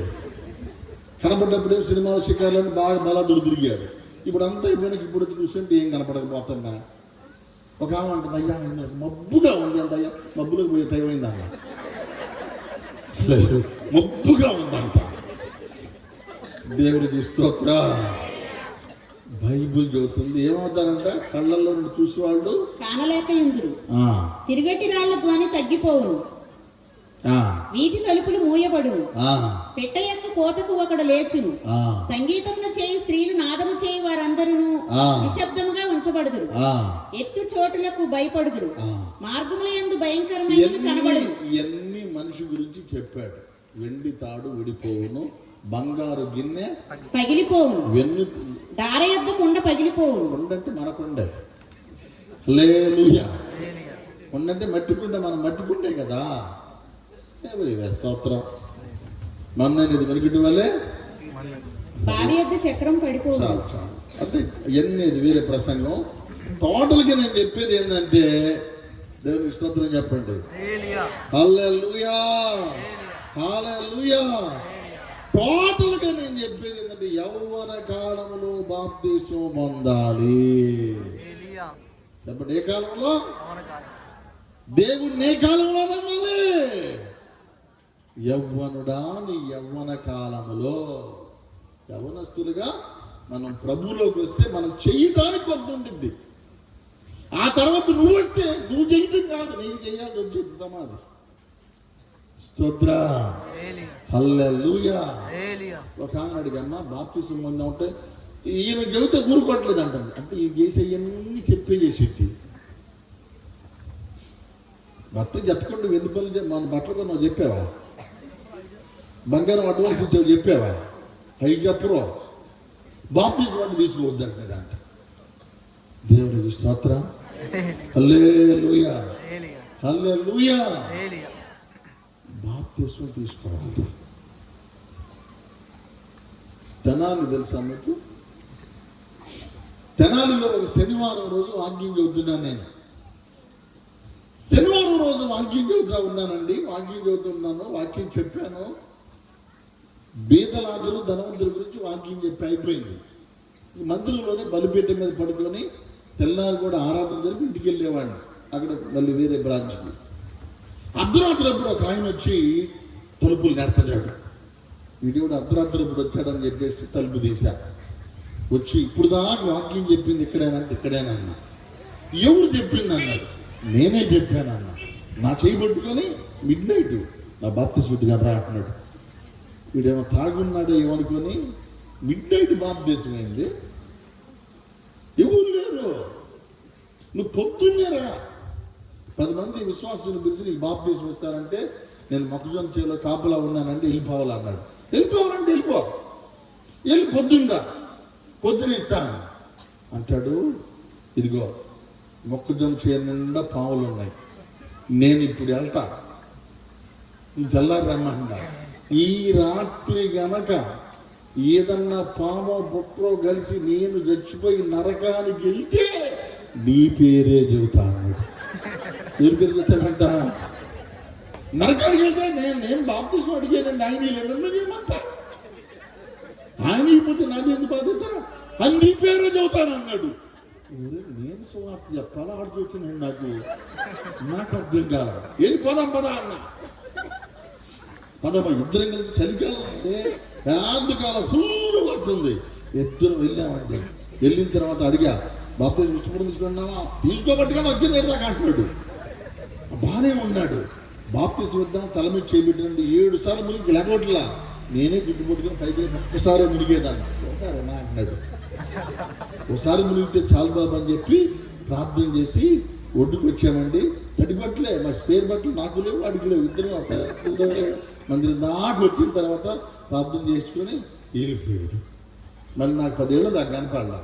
10 ఏళ్ళ తర్వాత మీటింగ్ దగ్గరికి వచ్చి కనపడి గుర్తుపెట్టావా అన్నాడు. నేను 1000 మందిని చూస్తాను, నేను ఎవరైనా గుర్తుపడుతున్నాను. PMO CMO గుర్తుపడతాను. యూరయ్య అంటే మిడ్ నైట్ బాప్తిజం పొందానే నాకు నువ్వే బాప్తిజం ఇచ్చి నేనే అంటున్నాడు. సరే మంచి విశ్వాసంలో ఉన్నావు. విశ్వాసం లేదు మాస్టర్ గారు, నా భార్య మారింది, మా పిల్లలు మారారు, మేమందరం మా ఇంట్లోనే సంఘం స్టార్ట్ చేసావా, ఇక్కడ నుంచి నీ వాక్యం అంటున్నావు అంటున్నాడు. స్తోత్ర, హల్లెలూయా. బైబిల్ చెబుతుంది ఈ రోజు నీకు ఉద్యోగం రాకపోవటానికి, ఈ రోజు నీకు సంతానం కలగకపోవటానికి, ఈ రోజు నువ్వు అనుకున్న పని జరగకపోవటానికి కారణం ఏంటో తెలుసా? ఇంకా నువ్వు కడగబడలేదు, నీటి నుండి తీయబడలేదు. రాయి ఆడు తీయబడింది, చెప్పండి. ఈ రాయి ఆడు తీయబడింది. నయమాను ఆడు తీయబడ్డాడు. నయమాను మోషే ఆడు తీయబడ్డాడు. జీవితంలో జయాలు చూశారు వాళ్ళు. హల్లెలూయా. జీవితంలో జీవితం చూశారు వాళ్ళు. నీవు కూడా నీ పాపం ఏదైనా, అది బయటదైనా లోపలదైనా, జనానికి తెలిసినా తెలియకపోయినా రహస్యమైనా, నీలో ఉన్న పాపము దేవుని వాక్యము చేత శుద్ధి చేసుకొని నీటి నుండి తీయబడిన అనుభవములోకి వెళ్ళాలి. నేను మీకు ప్రకటన గ్రంథం చెబుతున్నా, ఎందుకంటే మీరు నిద్రలు వారు. దేవునికి స్తోత్రం, హల్లెలూయా. నీకంటే నాకు ఎక్కువగా పనులు ఉన్నాయి, అందుకని నేను రేపు పొద్దున్నే 10 గంటలకల్లా విజయవాడలో వాక్యం చెప్పాలి. దేవునికి స్తోత్రం. అందుకని ఫస్ట్ అనుభవం ఏంటి? ఎక్కడ తీయబడింది? ఎందుకు చెబుతానని చెప్పాను. ఇప్పుడు ఒకటే కదండి, 7 చెప్పాలి వద్దా? చెప్పాలి వద్దా? దావీదు గురించి కథ అనుకున్నారా? మన కథ. ఒకవేళ దావీదు గురించి చెప్పి పాస్టర్ అబ్బా మా సండే స్కూల్లో తెలుసు అన్నాడు ఒక ఆయన. ప్రసంగం సాగుని చైర్లోకి కింద కూర్చున్నాడు. ఏంటంటే దేవుడు నాతో రాయి ఏడు కదా నాకు దిగుతుంది అంటున్నాడు. హల్లెలూయా చెప్పండి, హల్లెలూయా. మస్కెట్ అన్న ఉద్దేశం ఉంది. అదే అక్కడ వాకింగ్ ఇవ్వడానికి ఇదే వాక్యం చెప్పాడు. అసలు ఇంజనీర్ అనమాట. ఏంటన్నా అయ్యా రాయి గొలియాదు తగిలిందో లేదో నాకైతే తెలియదు, నాకు మాత్రం బాగా తగిలిందన్నాడు. దేవుడికి స్తోత్రం. దెబ్బకి షాక్ వచ్చేసాడు ఇప్పుడు. హల్లెలూయా. అట్లా పెట్ట. ఫస్ట్ పాయింట్ అర్థమైందా? రాయి ఎక్కడి నుండి తీశారు? తీశారా? నీరు అంటే ఏంటి? కడగబడటం. నీళ్ళు తాగుడు, జోదము, వ్యభిచారము, అక్రమ సంబంధాలు, ఈ పేర్లు పెట్టి చెప్పాలని. పాపం అంటే అవి ముందు అవన్నీ తీసేయి. నువ్వు అవన్నీ తీయకుండా నా కోసం ప్రార్థన చేయి. 100 మంది ప్రార్థన చేసి నువ్వు బాగుపడిసావరా, గ్యారెంటీ ఎత్తా. నువ్వు ఎవరు మారా? నీ పాపాన్ని దాచి ప్రాబ్లం పెడతాడు. ప్రార్థన ఎంతమంది చేస్తే ఉపయోగం? బైబిల్ చెబుతుంది శుద్ధీకరణ ముఖ్యము. మొదట నువ్వు కడగబడాలి. That is the first basic point. వేదాని తర్వాత నీలో పాపం పెట్టుకుని ఎంత పెద్ద చేస్తే ఏముందండి? నీలో అపవిత్రత పెట్టుకుని నువ్వు ఎన్ని చేసినా ఏముంది? ముందది వదిలిపెట్టు, పాపాన్ని వదిలిపెట్టు, చెడు వదిలిపెట్టు. ఒక జంట వచ్చారు నా దగ్గరికి. ఒక జంట వచ్చి పిల్లలు పుడతలేదంట, టీవీలో వాక్యం వచ్చారు. అయ్యా ఎక్కడికి పోయినా పిల్లలు కలగటం లేదయ్యా, చివరికి మీ కాడికి వచ్చా 3 లక్షలు పెట్టి హాస్పిటల్ కూడా చూపించామయ్యా అని ప్రార్థన మా ఊరు వాళ్ళే, మా దగ్గర వాళ్ళే ప్రార్థన చేశాను. గర్భఫలం రాలా. ప్రార్థన చేశాను, గర్భఫలం రాలా. ప్రార్థన చేశాను, గర్భఫలం రాలా. ప్రతి వారం రాను. సంతానం కోసం ప్రార్థన చేయమంటున్నారు. నేను ప్రార్థన చేస్తాను. వీళ్ళ తర్వాత 3 మంది చేసి అందరికీ గర్భం వస్తుంది. వీళ్ళకి రాకల్లా, నాకు నిద్ర పడతల్లా. అర్ధరాత్రి మేరకు కూడా ప్రార్థన చేశా, రాకల్లా. ఏంది ప్రభువా? ఒకరోజు దేవుడు నన్ను ప్రేరేపించాడు వాళ్ళ దగ్గరికి వెళ్ళమని. గట్టిగా వాళ్ళ దగ్గరికి వెళ్ళిపోయా. ప్రభు వెళ్ళి ప్రార్థన చేయమన్నాడు. వాళ్ళ నొళ్ళు ఇల్లు ఎక్కడంటే అక్కడ అన్నారు. ఇంటికి వెళ్తే లోపల ఫ్యాన్ తిరుగుతుంది, లైట్ వెలుగుతుంది, టీవీ సౌండ్ పెద్దగా వస్తుంది, మనుషులు ఉన్నారు. బయట పిలిస్తే తీట్లా. ఈ తర్వాత నేను కట్టను తప్పించి ఎవరమ్మా ఇంట్లో అనగానే ఈయన కాళ్ళు 2 కిటికీలో పెట్టి స్టైల్గా సిగరెట్ కాలుతున్నాడు. ఎంత స్టైల్గా. ఈమెమో సీరియల్ పెట్టి సీరియస్గా చూస్తుంది. నన్ను చూసి సిగరెట్ తీసి దిండు కింద పెట్టాడు, అడిగి బాల దిండు కింద పెట్టాడు. ఈవినేసి అసలు ఎప్పుడు టీవీ పెడతాడని చెప్పి పెట్టింది ఏమే అది తెలుసా సంగతి. ఆపేసింది. అన్న అన్న అన్న ఇప్పుడు వచ్చారు ఏందన్న, ఇది అర్ధరాత్రి రాకూడదు టైమా, నేను 10-11 ఇప్పుడు పోయా, అటప్పుడు పోతే ఇప్పుడు వచ్చావుదంటే ఎప్పుడు రావాలని వాళ్ళ ఉద్దేశం. ఇదేమన్నా రాకూడదు టైం అమ్మా అన్న. అంతకుముందు తెచ్చుకొచ్చి ఒకసారి మెత్తారా ఒకసారి మెత్తారా, తీరా పోతే ఎందుకు వచ్చామంటున్నారు. ప్రభు నాకు బాగా ప్రేరేపణించాడమ్మా, చాపే ప్రార్థన చేద్దామంటే చాప అంటుంది. చేప కాదు చాపే అని చెప్పాను. వాళ్ళకి ఏంటంత బాధ ఉంది. చాప వేసారు, చాప అంట అని చెప్పింది. ఇద్దరం కూర్చున్నాము, ఆయన పక్కన కూర్చుని ఆమె ఎదురు కూర్చుంది. చిన్న ప్రార్థన చేద్దాం అన్నానండి. ఆ పరుపు దిండు కాలం ప్రార్థన వచ్చింది. ఈ సైతం మామూలు కాదు, బకెట్ నీళ్ళు అడిగి పెట్టింది, వెంటనే పోసేసింది. ఎందుకంటే వీళ్ళు అననే సత్యాలు వాడి పాపం ఈమెకి కూడా బాగా ఉంది. చూసినోడు ఎంత తప్పు, కాపలాడు రెట్టింపు తప్పు. దేవునికి స్తోత్ర. ఇక లేచి నన్ను చూసి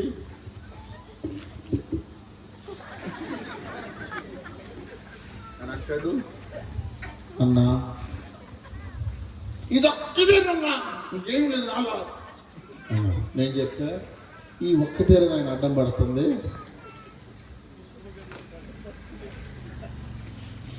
ఇద్దరు కాళ్ళ మీద పడ్డారు, క్షమించమని అడుగుతున్నారు. నిన్ను క్షమించడానికి నిన్ను నన్ను అందరినీ క్షమించేది ఆయన, ప్రభువుని అడగండి అని బల్ల రోజు ప్రార్థన చేసి పళ్ళమటి దారులు గారిపోతే బల్ల తీసుకున్నారు. నెలలోనే ఆ అమ్మాయి నెల తప్పింది. ఒక నెలలో నువ్వు దాచిపెట్టకూడదు. మీకు మీ దేవునికి మధ్య మీ పాపము అడ్డం వస్తుంది, నీ ఆశీర్వాదము చివరి దాకా వచ్చి ఆగిపోతుంది. అక్కడే ఈ 2026 సంవత్సరము మీ పాపాలను ఒప్పుకొని విడిచిపెట్టండి. ఆగిపోయిన ఆశీర్వాదాలన్నీ ఈ సంవత్సరం విడుదలగునుగాక. దేవుడు ఆగిపోయిన ఉద్యోగాలను విడుదల చేయునుగాక. గర్భఫలాలు పండునుగాక. సంఘాలు దీవించబడునుగాక. మీకు అడ్డుగా ఉన్న పాపము తొలగేయండి. ఎన్ని సంవత్సరాల నుంచి వెయిట్ చేస్తున్న ఆశీర్వాదం విడుదలైపోతుంది. హల్లెలూయా. రెండో పాయింట్లోకి వెళ్దాం. టైం అయిపోయింది. ఫస్ట్ నీటిలో తీసాడు రాయి. నీటిలో ఎన్ని రాళ్ళు ఉన్నాయి? చాలా రాళ్ళు ఉన్నాయి. అందులో ఎలాంటి రాళ్ళు అంటే నున్నని రాయి తీశాడు. చెప్పండి, ఏ రాయి? గడ్డి చెప్పాలి, గడ్డి చెప్పాలి. ఎలాంటి రాయి? నా డౌట్ ఏంటంటే దీన్ని నున్న యూజ్ చేశాడు. పొద్దున్న సౌలు చేసిపోయాడా? సౌలు చేశాడు. నువ్వు చేసావా? లేదా? మరి నున్నకి ఎవరు చేశారు? అసలు నున్నకి ఎట్టయింది?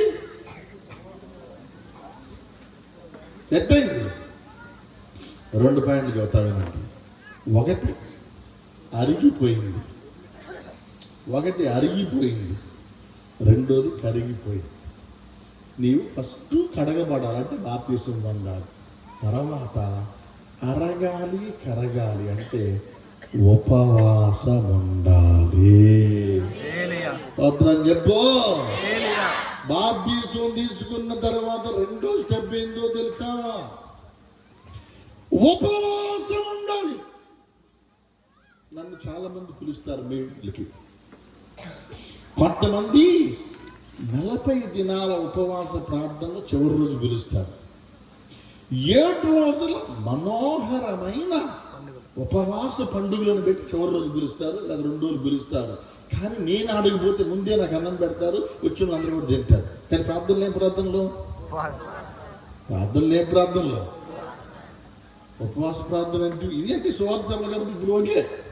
నాకు ఈరోజు కూడా భోజనం ఇది మామూలు ప్రార్థన కాబట్టి ఉపవాసం కాదు కదా. లేదు దేవుని స్తోత్ర. రాయిపోయి నీకు తగిలిద్ది మళ్ళీ. ఇప్పుడు ఉపవాసం కూడా అంటే ఎల్లగా నేను ఉపవాసం కూడా వాక్యం చెప్పమంటే 3 రోజులు ఉపవాసం ఉండిపోయా. నేను వెళ్ళేసరికి అంతర్జెట్టున్నారు. ఉపవాస ప్రార్థన నాకు భాష గారు అన్నారు. అవునండి, అది పేరు ఉపవాసం అన్నారు. అది పేరు ఏంటంటే ఉపవాస ప్రార్థనలకు వచ్చే వాళ్ళందరూ ఫస్ట్ బరువు చూసుకోవాలి. ఉపవాస ప్రార్థనలు అయినాక బరువు చూసుకోవాలి. పెరిగావా తిరిగావా? వద్రా, పెరిగావా తిరిగావా? హల్లెలూయా. రక్షణ పొందిన తరువాత రెండోది ఏంటంటే ఉపవాసం ఉండి నువ్వు ప్రార్థన చేస్తే దీవెనలు నీకు సమృద్ధిగా వచ్చునుగాక. ఉపవాసం ఉండాలండి. దేవుని కోసము అరగాలి, దేవుని కోసము నువ్వు కరగాలి. అరికి కరిగి నువ్వు ఎప్పుడైతే ప్రార్థన చేస్తావో అద్భుతాలు చూస్తావు. హల్లెలూయా. హల్లెలూయా. అద్భుతాలు చూచుదుముగాక. 2026 సంవత్సరము అద్భుతాలు చూచుదుముగాక. అద్భుతాలు చూడాలంటే కరగాల పెరగాల? కరగాల పెరగాల. ఉపవాస కోటాల ముందు 75 కేజీలు, ఉపవాస కోటాలు అయిపోయినాక 80, అంతేనా? ఉపవాస కోటాలు అప్పుడు 75 ఉంటే ఉపవాస కోటాలు అయిపోయినాక ఎంత ఉండాలి? కనీసం 3 కేజీలు అన్నా రోజుకు 1 కేజీ. అట్లా కుదిరితే అంటే నేను చూస్తా వినండి. హల్లెలూయా. చర్చిలో ఆ మధ్య నేను ప్రార్థనలు చేస్తాను. అందరికీ చాలా మంది ఉన్నారు, జనం 4 మంది, మీరున్నంత మంది ఉన్నారు. అందరికీ ప్రార్థనలు చేస్తుంటే ఒక ఆవిడ బాగా కడుపు ఎంతలా ఉంది, ఆ జనం అందరం దూసుకొని వస్తుంది. నేను చూసి అమ్మా ఆమె రానిండి అమ్మా అన్న. ఎందుకు? ఆమె ప్రెగ్నెంట్, ఆమె ఎక్కువసేపు నుంచోలేదు, మళ్ళీ తగులుతారు, నెట్టుకుంటున్నారు. ఆమె రానిండి అమ్మా అంటే గౌగర్రాలు వచ్చింది. ఇక రాగానే నేను తల మీద చేయబెట్టి ప్రార్థన చేద్దామని ఇట్లా చేయబెట్టి ప్రార్థన చేయబెట్టి చేయబట్టుకుంది. పట్టుకోగానే కళ్ళు తెరిసి ఏందమ్మా అన్న. 1 నిమిషం ఆగండి అయ్యా. ఏందమ్మా అన్న. ఏమని ప్రార్థన చేస్తున్నారు అందరూ? ఏమని చెప్తారు చెప్పండి నాకు. సులువుగా అవును. ఇంకా ఇంకా మాకు పిల్లలు పుట్టారని ఇంకా ఇదే కదా. ఎవరైనా ఏం చేస్తారు? సుఖంగా ప్రసవం అవ్వాలి, తల్లి బిడ్డలు బాగుండాలి, అయ్యారు ఇంకో మాట ఎక్స్ట్రా అబ్బాయి సరే అబ్బాయి పుట్టాలి, ఏదో ఇదే కదా సెంటిమెంట్లు ఏముంటాయి. నేనేమన్నానంటే నేను అర్థం చేయబోయా. నేను అయ్యా సుఖవంతమైన ప్రసవం అయ్యా, 2 తల్లి బిడ్డలు బాగుండాలి అని చేయబోయా. ఆ వృత్తి 40 పైనే ఉంది. నాకు డౌట్గానే ఉంది. ఇప్పుడు గర్భవాసం డౌట్గా ఉంది. అయినప్పుడు కూడా దేవుడికి అసాధ్యమైంది ఏది లేదు అనుకొని ప్రార్థన చేయబోయి నేను అన్నాను, నేను ఇట్లా పాస్టర్ గారిలా దొరకను తొందరగా. నేనేమన్నానంటే ఏమని చేయమంటావమ్మా, ఏమని చేయమంటావు అంటే అప్పుడు అన్నది, అయ్యా నా కడుపులో ఇంతలా గడ్డ ఉంది, బిడ్డ కాదు, నా కడుపులో 5 కేజీల బరువున్న క్యాన్సర్ గడ్డ ఉంది, ఆపరేషన్ చేసి 10 గుట్లు పడతాయి అన్నారు. నా కోసం నువ్వు 3 రోజులు కడుపు ఉపవాసం ఉండి 2 గుట్లు పడేలా ప్రార్థన చేయమంది. ఇప్పుడు ఏం చేయాలంటే నేను 10 గుట్లు ఎన్ని గుట్లు అవ్వాలంట దట్ట పెట్టండి. ఆమె కోసం నేనేం చేయాలంట 3 రోజులు. మామూలు ఉపవాసం కాదు, ఏ ఉపవాసం? గట్టిగా ఉపవాసం అంట. అప్పుడు నేను అన్నాను, అమ్మా ఉపవాసం ఉండాల్సింది నువ్వమ్మా అన్న. అప్పుడు ఏమంటుంది? నేనా అంట. గడ్డ నీకా నాకా అన్న. ఎవరికి గడ్డ? గడ్డేమో ఆవిడేమో ఉపవాసం ఉండేదేమో. నీ కోసం 3 రోజులు, నా కోసం 3 రోజులు, ఆయన కోసం 3 రోజులు, వీళ్ళ కోసం 3 రోజులు మేము పోతాం. ఇప్పుడు ఒక్కళ్ళు గడ్డ ఉంది నీకు, క్యాన్సర్ ఉంది నీకు, ఉపవాసం ఉండాల్సింది ఎవరు? కొంతమంది అంటుంటారు, పాస్టర్ గారు నా కోసం ఉపవాసం ఉండి బాగా ప్రార్థన చెయ్యే, నేను బిర్యానీ తినొస్తా, నేను బిర్యానీ తినొస్తా. చెప్పా నేను ఉపవాసం నువ్వు ఉండాలమ్మా, నువ్వు ఉపవాసం ఉంటే దేవుడు స్వస్థపరుస్తాడంటే పక్కనే వాళ్ళ ఆయన ఉండి, అయ్యా నిజంగా ఉపవాసం ఉండి ప్రార్థన చేస్తే తగ్గిద్దా అంటే, దేవునికి అసాధ్యమైంది లేదు, మీరు ఉపవాసం ఉంటే మీతో పాటు మేము కూడా ఉండక సచ్చిద్దా, ఉంటామయ్యా అన్నాడు. వెళ్ళి ఉపవాస దీక్షలో కూర్చుంటే ప్రార్థన చేస్తాం, మీకు ఫోన్ చేస్తాం, ఫోన్ దిగిన మీరు అన్నారు. నేను ఫోన్ ఉదయం చేస్తా పెట్టాను. ప్రార్థన చేసుకొని ఫ్యాన్ వేసుకొని కింద చాపు వేసుకొని దిండు వేసుకొని ఉపవాస దీక్షలో కూర్చుంటా. నాకు ఫోన్ చేసి, అయ్యా ప్రార్థన చేయండి, అయ్యి దీక్షలో కూర్చుంటా. ఏం దీక్ష? ఏదో దీక్ష అనుకునేది. ఏం దీక్ష? ప్రార్థన చేశా. అయ్యా క్యాన్సర్ పేషెంట్ అయ్యా ప్రార్థన చేయగానే ఒక అరగంట తర్వాత మళ్ళీ నాకు ఫోన్ వచ్చింది. హలో అంది. ఏందమ్మా అన్న. అయ్యా మరి టీ తాగొచ్చా అంది. అరగంటే తాగిద్దంట. టీ తాగకూడదమ్మా అన్న. తాగకూడదా? పెట్టేసింది. మళ్ళీ అరగంట తర్వాత మళ్ళీ చేసింది. ఏందమ్మా అన్న. పాలన్న తాగొచ్చా అంది. పాలు కూడా తాగకూడదమ్మా అని. మళ్ళీ తర్వాత చేసి ఒక్క చపాతీ తినొచ్చా అంటాను. ఒక్క చపాతీ అంట, ఎంతదో అది మరి. తినకూడదమ్మా అసలు ఏం తినకూడదమ్మా అన్న.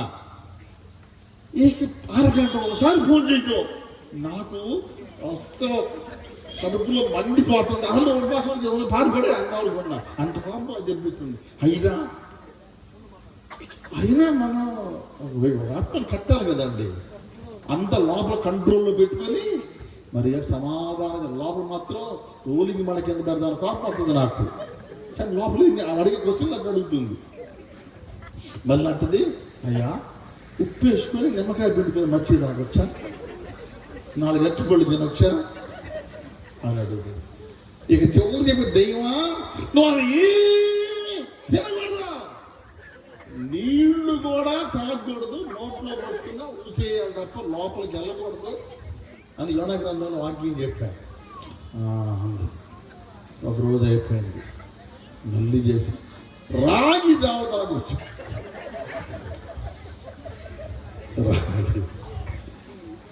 నేను ఓపికగా చెప్పాను. ఇక 2వ రోజు అయిందండి, వద్దు ఉపవాసం. 3వ రోజు వచ్చింది. 3వ రోజు మధ్యాహ్నం దాటిపోయింది. మళ్ళీ ఫోన్ వచ్చింది. 2వ రోజు రాలా అసలు ఫోన్. 3వ రోజు ఫోన్ వచ్చింది. ఫోన్ హలో అనగానే ఆయన మాట్లాడుతున్నాడు. అయ్యా అన్నాడు. ఏందయ్యా అన్న. ఏమంట తలలో నీళ్లు గారుతున్నాయంట, తల తడిచిపోయిందంట, చీర తడిచిపోయిందంట, ఎడగడ వణుకుతుందంట. ఫోన్లో అంటాడు, పాస్టర్ గారు ఇది సచ్చేటట్టుందే, ఏదా నీమంటావా అంటున్నాడు. నేను అన్నాను,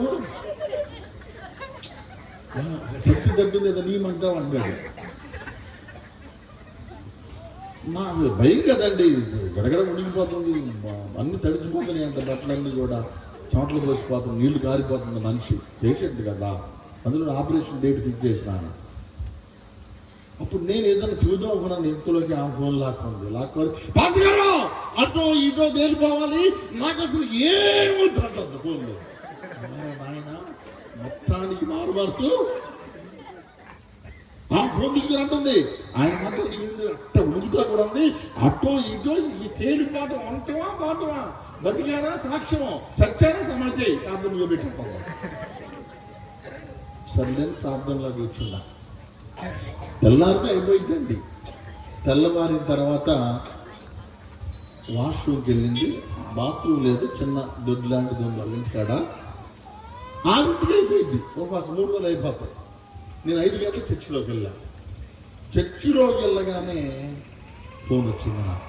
ఏంటంటే ఆ వాష్రూమ్కి వెళ్ళిపోయి కళ్ళు తిరిగి పడిపోయిందంట. భయంకరంగా కడుపులో ఉన్నటువంటి బ్లడ్ అంతా బయటకు వచ్చేసి ఆ రూమ్ అంతా తడిసిపోతే ఈయన బాగా సీరియస్ అయిపోయిందని చెప్పి వెంటనే 108కి ఫోన్ చేస్తే అంబులెన్స్ వచ్చిందంట. నేను చెప్పాను, నాకు ఫోన్ చేశారు, అయ్యా ముందు హాస్పిటల్ తీసుకెళ్ళండి అని చెప్పాను. వాటర్ కొట్టేసి తడిపేసి గుడ్డు పెట్టేసి హాస్పిటల్ తీసుకెళ్లారంట.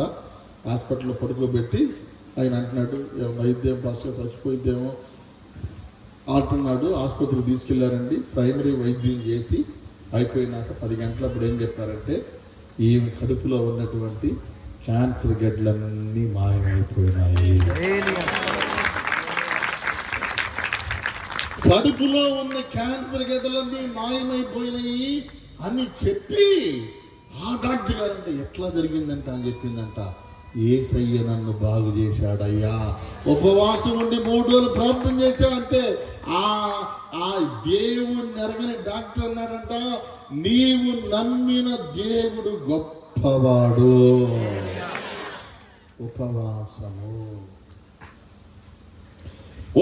ఉండి ప్రార్థన చేయాలి సంగమా. సేవకుడు ఉపవాసం ఉండి ప్రార్థన చేయాలి. దయ్యాలు పారిపోవాలంటే, రోగాలు వెళ్ళిపోవాలంటే, అద్భుతాలు జరగాలంటే, ఆశ్చర్యమైన కార్యాలు జరగాలంటే, మళ్ళీ చెబుతున్నాను, మండాలి అంటే ఎండాలి. ఎండిన పుల్ల ఎలా అవుతుంది? మండుద్ది. నీవు ఫైర్ లాగా ఉండాలంటే, అగ్ని లాంటి సేవ చేయాలంటే నీలో అగ్ని మండాలి, నీ పక్కన వాళ్ళని మండించాలి. అలాంటి పరిచర్య కావాలి అంటే ఉపవాసముండి ప్రార్థన. అది 2వ పాయింట్. దేవునికి మహిమ కలుగును గాక. ఫస్ట్ ఏ రాయి? ఏటిలో నుండి 1. 2 నున్నని రాయి. 3వ పాయింట్ చూస్తున్నా. ఈ నున్నని రాయిని ఎక్కడేశాడు?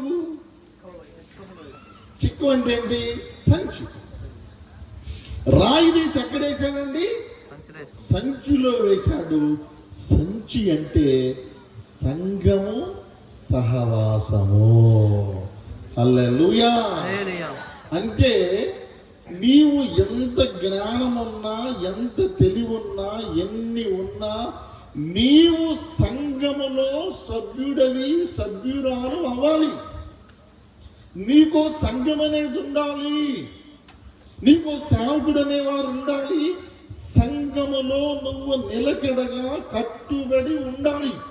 వాళ్ళు తీసి ఆడేశాడు, సంచిలో వేశాడు. కట్టు వెళ్తానికి వీలు సంచిలోనే ఉండాలి. కింద నీళ్ళలో బిడ్డైనా దొరలొచ్చు, పర్లొచ్చు, బడ్డించుకోడు. సంచిలో వేసినా యాట తాగో, నువ్వు సంచిలోనే ఉండాలి. హల్లెలూయా. సంఘ సహవాసం ముఖ్యమండి. దేవుని సంఘం అనేది వెరీ ఇంపార్టెంట్. నువ్వు ఎవరైనా, డాక్టర్ అయినా, యాక్టర్ అయినా, చదువుకున్నా చదువుకోపోయినా, నువ్వు ప్రార్థనకు వచ్చి సంఘంలో కూర్చోవాలి. సంఘంలో సభ్యురాలిగా, సంఘంలో సభ్యుడిగా, సంఘంలో ఒక వ్యక్తిగా నువ్వు ఉండాలి. సంఘ సహవాసము వెరీ ఇంపార్టెంట్. హల్లెలూయా. సంఘ సహవాసము వెరీ ఇంపార్టెంట్. ఆడేశాడు సంచి అంటే ఏంటి? 3 పాయింట్లు చెప్పారు. నీటిలో నుండి తీశారు. 2వది ఉన్నది. 3వది సంచిలో రాయండి. ఏమర్థం అండి? సంఘములో నువ్వు కంపల్సరిగా సభ్యుడిగా, సభ్యురాలుగా నువ్వు ఉండాలి. 4వ పాయింట్ ఏంటంటే కాస్త వినాలి. హల్లెలూయా చెప్పండి ఒకసారి. నేను త్వరగానే ముగిస్తాను, ఎందుకంటే మరి మీకంటే నాకే ఎక్కువ తొందర ఉంది, నాకే ఎక్కువ కార్యక్రమాలు ఉన్నాయి. కనుక నేను వీలైనంత త్వరగా 4 మాటలు చెప్పి ముగిద్దామని. చిన్న సబ్జెక్ట్ అని చెప్పాను. ఇంక మేము మీకు ఏ గ్రంథంలో మిమ్మల్ని తెలుసుకోవాలా? దేవునికి స్తోత్రం. అలాగని చెప్పేసి త్వరగా ముగించుకోకూడదు. ఏదో ఒకటి మీకు విన్నట్టు ఉండాలి, మీకు మేలు జరగాలి, మీరు దీవించబడాలి, మీ విశ్వాసం బలపడాలి. ఈ 2026 అద్భుతం మీరు చూడాలి. అది మా యొక్క ఉద్దేశం. అద్భుతం తప్పకుండా వచ్చింది. వినండి. ఇప్పుడు రాళ్ళు తీసుకొని సంచిలో వేశారు. సంచి అంటే సంఘం అని చెప్పారు. ఈ సంచిలో ఎన్ని రాళ్ళు ఉన్నాయి? 5 రాళ్ళు. ఎన్ని రాళ్ళు ఉన్నాయి? 5 రాళ్ళు కదా. 5 ఒక చోట ఉన్నాయి కదా, అదే సంఘం. మరి 5 ఒక చోట ఉన్నాయి కదా, అదే సంఘం. 5 కలిసే ఉంటాయి. ఫస్ట్ సంచిలో ఉన్నప్పుడు కలిసే ఉన్నాయి. ఆ తర్వాత నెక్స్ట్ పాయింట్ చెబుతున్నా. ఏంటది? ఎన్నో పాయింట్? 4వ పాయింట్. సంచిలో చేయి పెట్టి ఒకటి తీశాడంట. ఎన్ని తీశాడు? మొత్తం ఉంటే ఎన్ని ఉన్నాయి? 5లో ఒకటి తీశాడు. ఈ 5 కలిసి ఉన్నాయి. ఆ కలిసి ఉన్న దాన్ని ఏం చేశాడు? అయ్యో, ఏంటి నువ్వు, మేమందరం కలిసి ఉంటే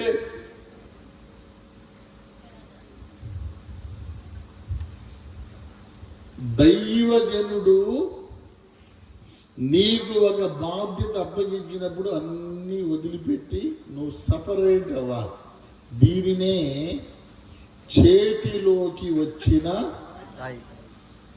ఆయన చేయి చాపినప్పుడు మేమందరం మాకు సెట్ అయిపోయాక మేము రావాలా. కొంతమంది పాస్టర్ గారు రక్షించే వాళ్ళు సెట్ అయిపోతారు, నువ్వు నీతో పర్లేదు అంటారు. హల్లెలూయా.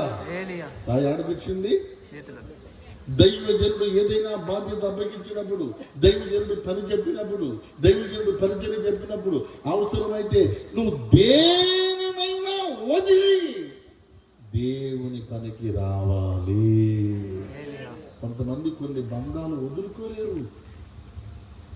కొన్ని బంధాలు కొంతమంది వదులుకోలేరండి. బైబిల్ చెబుతుంది దేవుని కొరకు ఈ లోకమును దేనినైనా, పౌలు భక్తుడు అంటాడు, ఈ లోకమును సమస్తాన్ని నేను పెంటతో సమానంగా వదిలేసి నేను దేవుడి కాడికి వస్తున్నాను అన్నాడు. స్తోత్ర. హల్లెలూయా. లోక స్నేహము, దురనురాగము, రకరకాల ఫ్రెండ్షిప్లు నీకు ఉండకూడదు. దేవుడు నిన్ను వాడుకోవాలంటే దేవుని కొరకు ఏదైనా వదులుకోవడానికి రెడీగా ఉండాలి. స్తోత్ర. మళ్ళీ చెబుతున్నా, మనుషుల బంధాలు 4 రోజులే. ఈరోజు మీకు మనుషులు ఏదో బాగుంటారు, కొద్ది రోజులే నటిస్తారు, తర్వాత మామూలే. దేవుడు కనుక దేవుని చేతిలో ఉంటే దేవుడు నిన్ను పనికి వచ్చే పాత్రగా చేస్తాడు. హల్లెలూయా. రోజు నేను ఇట్లానే మందిరంలో వాక్యం చెబుతా ఉన్నాను. చాలా మంది సేవకులు ఉన్నారు. 2 సిస్టర్స్ అంత దూరంలో ఉన్నారు. అందరు నాతో మాట్లాడుతున్నారు, వెళ్ళిపోతున్నారు, మాట్లాడుతున్నారు, వాళ్ళు రావట్లా. ఏదో ఒక సమస్యలు అడుగుంటున్నారు. సర్లేని చెప్పి నేను కూడా అందరికీ ప్రార్థన చేసి వెళ్ళబోయే టైంలో 2 వచ్చారు. పాస్టర్ గారు అన్నారు. ఏంటన్నా అన్న, మాకు డౌట్ అన్నారు. చెప్పండి, నాకు తెలిస్తే చెబుతా, తెలియకపోతే తెలుసుకొని చెప్తాను. మాకు డౌట్ అండి అన్నారు. ఏంటండి డౌటా? ఏంటండి డౌట్ అని అడిగా. వాళ్ళు ఏం అడిగారంటే డౌట్ నన్ను నేను అనుకున్నాను, ప్రకటన గ్రంథంలో అడుగుతారో, రాకడ గురించి అడుగుతారో, బోర్ల గురించి అడుగుతారో, ఎందుకుంటే వాళ్ళు అన్నారు, చచ్చిపోయినప్పుడు 2 ఒక పెట్టిలో పెట్టొచ్చా అని అడిగారు. చచ్చిపోయినప్పుడు ఏం చేయాలంట?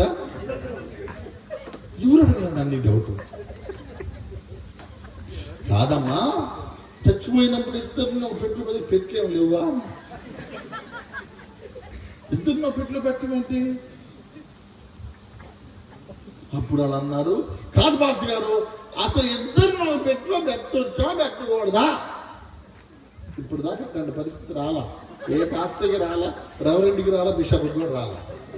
నాకు వచ్చింది. మరి అప్పుడు నేను అడిగాను, 2 ఒక పెట్టిలో ఎందుకు పెట్టాలమ్మా అంటే, అంటది నేను చచ్చిపోయానన్న వార్త తెలిస్తే ఇది చచ్చిపోయింది, ఈ చచ్చిపోయానన్న వార్త తెలిస్తే నేను చచ్చిపోతాను అంటే వాళ్ళు ఎందుకంటే వాళ్ళిద్దరి నుంచి బాండేసి ఫలానా చనిపోయిందని వెనకాల చచ్చిపోయిందంట, ఫలానా చనిపోయిందని ఫోన్ రాని నేను కూడా చచ్చిపోయిందంట. చచ్చిపోయినా కానీ ఏం చేయాలంటే 2 వేరు వేరు పెట్టిళ్ళు పెట్టకూడదు, ఒకే పెట్టు. అప్పుడు నేను అడిగాను, సరేమ్మా అక్కడ దాకా రానియండి, మనం కార్పొరేటర్ చేపి పెద్ద పెట్టి చేపించాము, మొదలైపోతే జేసీబీలు ఉన్నాయి ఇప్పుడు అని చెప్పా. అయిపోయింది.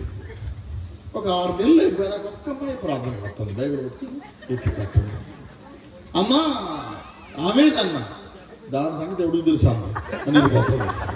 అంటే ఇద్దరికి మధ్యలో ఏమైంది? స్తోత్ర. మనుషుల బంధాలు మాయ. మనుషులు నిన్నేదో ప్రేమిస్తున్నట్టు నటిస్తారు.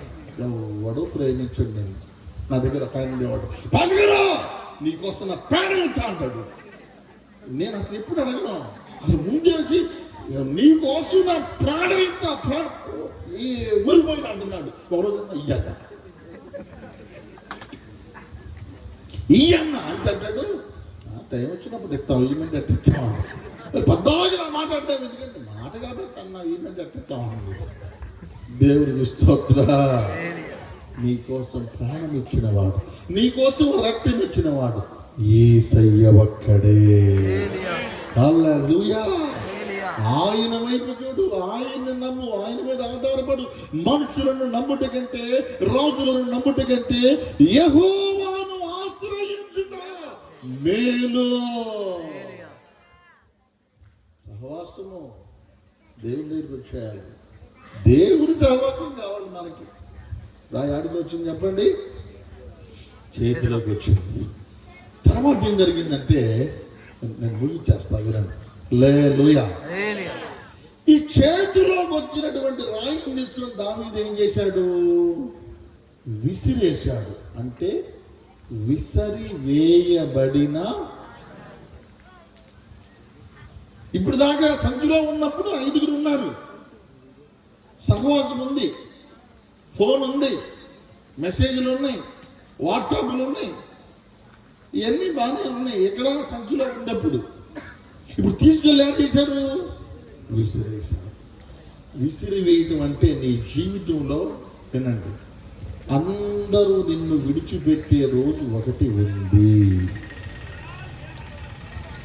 ఎవరైతే నా బంధువులు, ఎవరైతే నా స్నేహితులు, ఎవరైతే నా వాళ్ళు, ఎవరైతే నా అనుకుంటావో వారందరూ కూడా ఒక రోజున నిన్ను విడిచిపెట్టేటువంటి రోజు ఉంది. నువ్వు ఎవరినైతే బాగా ప్రేమిస్తావో, ఎవరినైతే బాగా అభిమానిస్తావో, ఎవరి మీద మనసు పెట్టుకుంటావో, ఎవరి మీద ప్రాణం పెట్టుకుంటావో వాడే నిన్ను వదిలేసి వెళ్ళిపోతాడు. యేసయ్య కోసం ప్రాణం ఇస్తా, ప్రాణం ఇస్తా, ప్రాణం ఇస్తా అని పేతురు ఏమన్నాడు? అసలు ఏ సవాలు నాకు అన్నాడు. దేవునికి స్తోత్రం. హల్లెలూయా. బైబిల్ చెబుతుంది, కొన్ని సందర్భాలలో ఎవరి మీద అయితే మైండ్ పెట్టుకుంటావో అందరూ నిన్ను విడిచిపెట్టి వెళ్ళేటువంటి ఒంటరి అనుభవాలు వస్తాయి. దావీదు జీవితంలో అలాంటి అనుభవం వచ్చింది, యేసేపు జీవితంలో అలాంటి అనుభవం వచ్చింది, రూతు జీవితంలో వచ్చింది, ఎస్తేరు జీవితంలో వచ్చింది, మోషే జీవితంలో వచ్చింది, యెహోషువ జీవితంలో వచ్చింది. ఆ అందరూ విడిచిపెట్టి పోయినా వాళ్ళు ధైర్యంగా దేవుణ్ణి బట్టి బలపరచబడ్డారు. స్తోత్ర. విసిరి వేయబడిన. విసిరేశారు అందరూ, ఓడిని పట్టించుకోడు. నీ ఫోన్ కూడా చేయరు, నువ్వు ఫోన్ చేసినా తీరు. అందరూ నిన్ను విడిచిపెట్టి ఉండే సందర్భం అనేది వచ్చింది. ఆ రోజున నీవు ఏమి దిగులు పడద్దు, త్వరలోనే నీకు జయం అనేది ఉంది. హల్లెలూయా. ఇన్ని 5 అయినాయా? 6ది ఎప్పుడైతే విసిరి వేశాడో ఈ రాయి నేరుగా వెళ్ళి గొలియాతుకి తగిలి కింద పడిపోయిందంట. ఇక అది కనపడిన. స్తోత్ర. మరుగైపోయిన ఇలా ఏమైపోయింది చెప్పాలి. ఇలా ఏమైపోయింది? ఎవరన్నా చెప్పుకుంటున్నారు దాని గురించి? ఎవరికైనా కనపడిందా? నీ జీవితంలో కూడా అసలు గెలిపించింది ఎవరు యుద్ధంలో? రాయే. అసలు యుద్ధంలో ఉపయోగపడింది ఎవరు? రాయే. గొలియాతును పడగొట్టింది ఎవరు? రాయే. జైజెండా ఎగరేసింది ఎవరు? రాయే. అసలు స్టోరీ మొత్తానికి సెంటర్ పాయింట్ ఎవరు? దాన్ని కూడా పడుచుకోవట్లేదు.